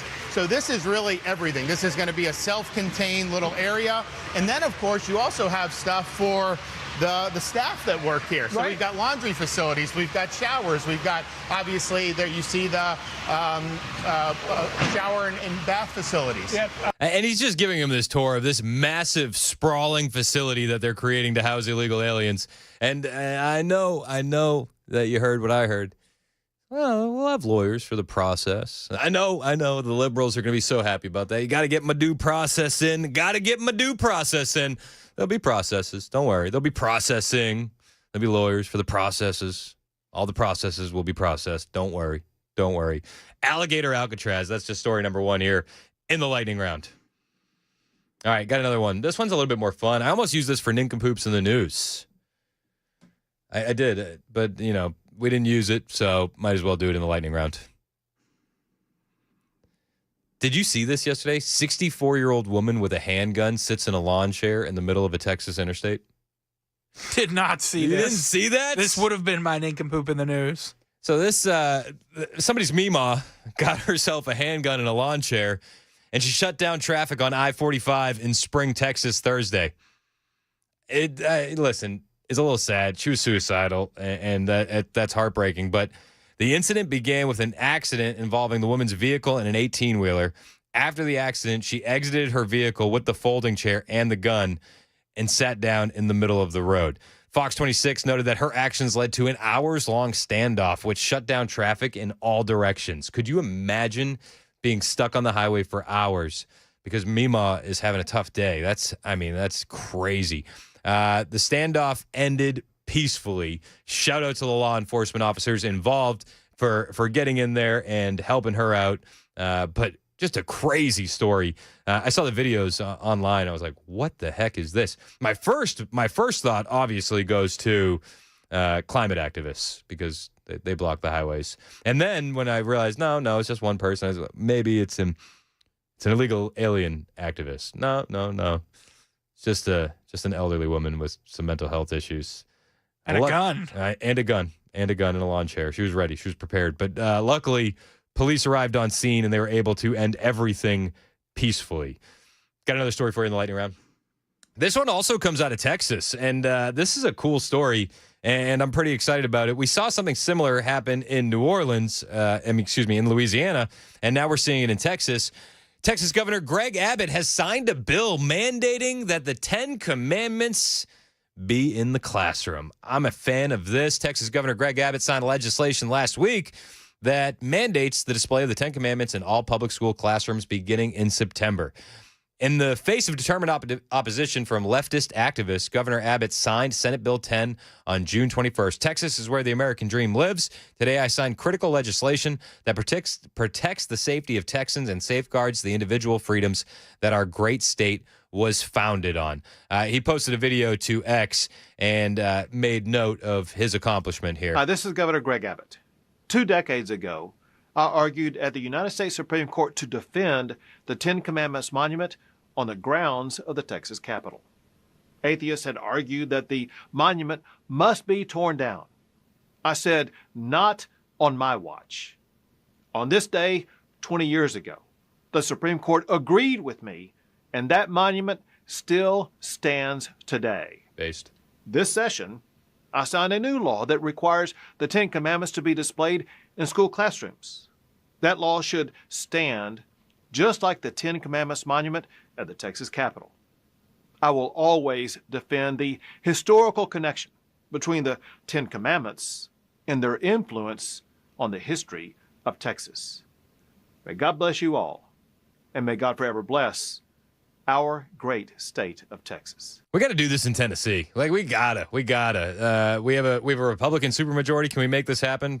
Probably not. Probably won't get it done, but I wish they would. Got another story for you here in the lightning round. Hunter Biden. You haven't heard that name in a while. This has nothing to do with investigations from the GOP or anything like that. Yeah, he's not going to jail. But he is getting sued. That's cool. That's cool. I'm here for it. Law firm that represented Hunter Biden is suing him for unpaid legal fees. This is the law firm that represented Joe Biden's disgraced son in his federal investigations. He decided not to pay him, so they're suing him. Winston & Strawn, LLP, recently filed a lawsuit against its former client, reports Breitbart News. This is all according to the New York Post. The lawsuit states in part that the firm represented Biden in several complex matters, including the criminal trial in the United States District Court for the District of Delaware. In turn, they provided him with what was described as extensive legal services in those matters, which generated a substantial amount of fees, the entirety of which they allege Biden has not paid. Crack addiction is expensive. He doesn't have dad's influence to peddle anymore. The Burisma contracts have dried up. Hunter can't pay his lawyers. The law firm writes, although a portion of those fees have been paid, Mr. Biden presently owes substantially in excess of $50,000 in fees and interest that are due and payable. While some of Mr. Biden's bills were paid between March 2023 and October 2024, a substantial amount remains due and owing. Mr. Biden never objected to any of the law firm's invoices for the legal services rendered to him. The firm, which represented Biden in both the Delaware gun case and the federal tax case, ultimately alleges that Biden has ignored its request for payment. The Washington Beacon has this. The former first son was convicted of 3 felonies for illegally purchasing a firearm while using drugs and later pleaded guilty to the felony misdemeanor charges for failing to pay more than $1.4 million in federal taxes from 2016 to 2019. Joe Biden pardoned that son in December, just weeks before leaving his office. So while Biden made waves pardoning Hunter, the pardon doesn't cover the legal fees, and Hunter's got to pay up, or this lawsuit is going to continue. Another story here for you in the lightning round. This also has to do with lawsuits. Gavin Newsom suing Fox News. Yep, defamation case over the Trump call. Gavin Newsom is taking a page right out of Donald Trump's media playbook, says Politico. The California governor has accused Fox News of defamation in a lawsuit Friday morning, alleging the network should fork over $787 million after host Jesse Waters claimed Newsom lied about his phone calls with Trump, who ordered the National Guard troops to Los Angeles this month. Newsom lawyers argue Waters' program misleadingly edited a video of Trump to support the claim. Gavin Newsom announced this himself, posting a video on social media, and it's just Gavin Newsom doing Gavin Newsom things. I'll play the video for you, but $787 million. He's probably just looking for a nice settlement to kickstart his presidential campaign. This is Gavin announcing the lawsuit. I just filed a lawsuit against Fox News for lies, for deceit, for misrepresentation. Enough of their lies. We'll see them in court. Now, if he loses the lawsuit, does that hurt him with the leftists? Probably not. Probably not. They'll say it was rigged. But if he wins the lawsuit, which I find highly doubtful, they'll celebrate it. They'll champion this. They'll make it seem like it's a great deal. I have seen some reports that Pete Buttigieg is actually leading in an Emerson poll for Democrats in 2028. What? Wait. Mayor Pete is the leader? Yeah. Listen, I was as shocked to find this out as you are. Mayor Pete is in the lead, according to an Emerson poll. What has he done? What has Mayor Pete ever accomplished? Well, it's nothing. Yeah, I was going to go a little bit longer on that, but it's nothing. He's married to a dude. It's pretty cool, I guess. That's his real claim to fame. But this Emerson poll has him in the lead, which is weird because I saw other polling numbers that says that Pete Buttigieg is at like 0% for black voters. So I don't know how you can win the Democratic nominee without any African American vote. Frontrunner has Pete Buttigieg. Political polls has Pete Buttigieg 0% support in the black community for 2028. That's according to the Emerson poll. The same Emerson poll that has him leading the primaries at 16%. Coming in at number 2 in that Emerson poll is Kamala Harris at 13%. Gavin Newsom, who's looking for that $787 million payday from Fox News, is coming in at number 3 with 12%, followed by AOC with 7%. Not Ben Shapiro. What's his name? Shapiro, the governor out of Pennsylvania. I can't remember his first name off the top of my head. I will in a second, after I'm like way further down the road, and then I'll have to interrupt whatever I'm doing, and I'll tell you his name. Shapiro has 7%. Sanders has 5%. Cory Booker, 3%. Whitmer, 3%. Andy Beshear, 2%. I think Andy Beshear, governor of Kentucky, is actually a sleeper, a sneaky sleeper pick for the Democrat Party nominee for 2028. Something to keep your eyes on as well. The story continues here in the lightning round, and we have the polling numbers for the Republican nominees. According to Emerson, for 2028, J.D. Vance is running away with this thing. Like on the Democrat side, Buttigieg has 16%, and he's the leader, and he beats out number 2 by 3. On the conservative side, J.D. Vance is coming in at 46%. The next one closest to him is Marco Rubio, as you could understand. And Rubio only has 12%. It's J.D. Vance's nomination to lose at this point. And barring something catastrophically bad from the Trump administration, I don't know how he could lose that nomination. Rubio comes in after him. Vance has 46. Rubio comes in at 12. Then you got DeSantis at 9%. RFK Jr. at 5%. I don't see that happening. Kristi Noem at 2%. Nikki Haley at 2%. And I immediately question the legitimacy of this poll. Nikki Haley at 2%? 2%? No, I don't believe that. Nikki Haley?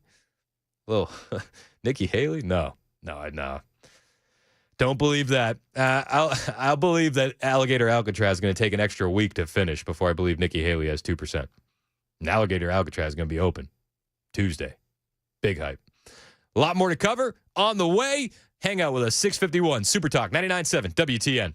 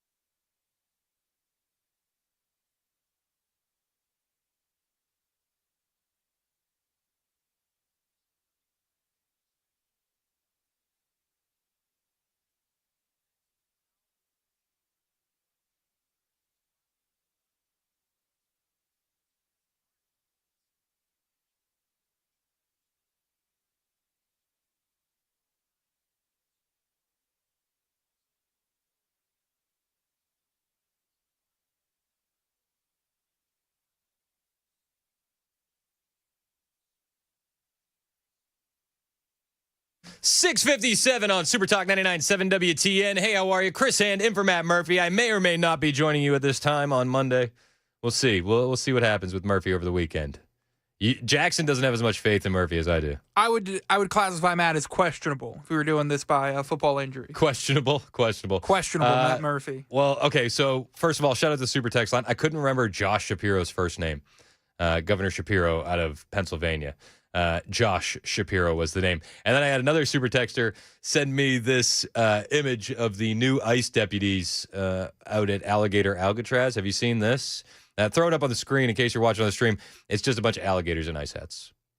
That's all it is. That's pretty good. It's pretty good. Shout out to the text line. As always, you guys are the best.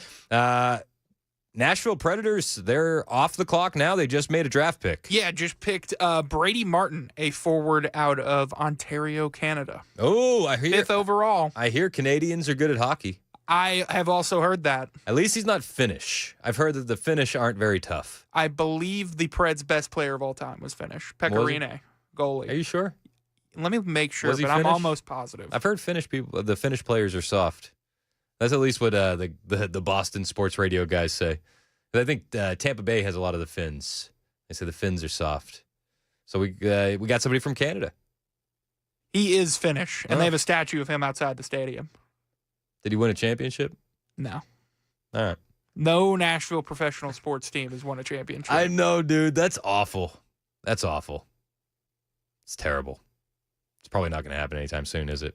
The soccer team's pretty good. They got a shot.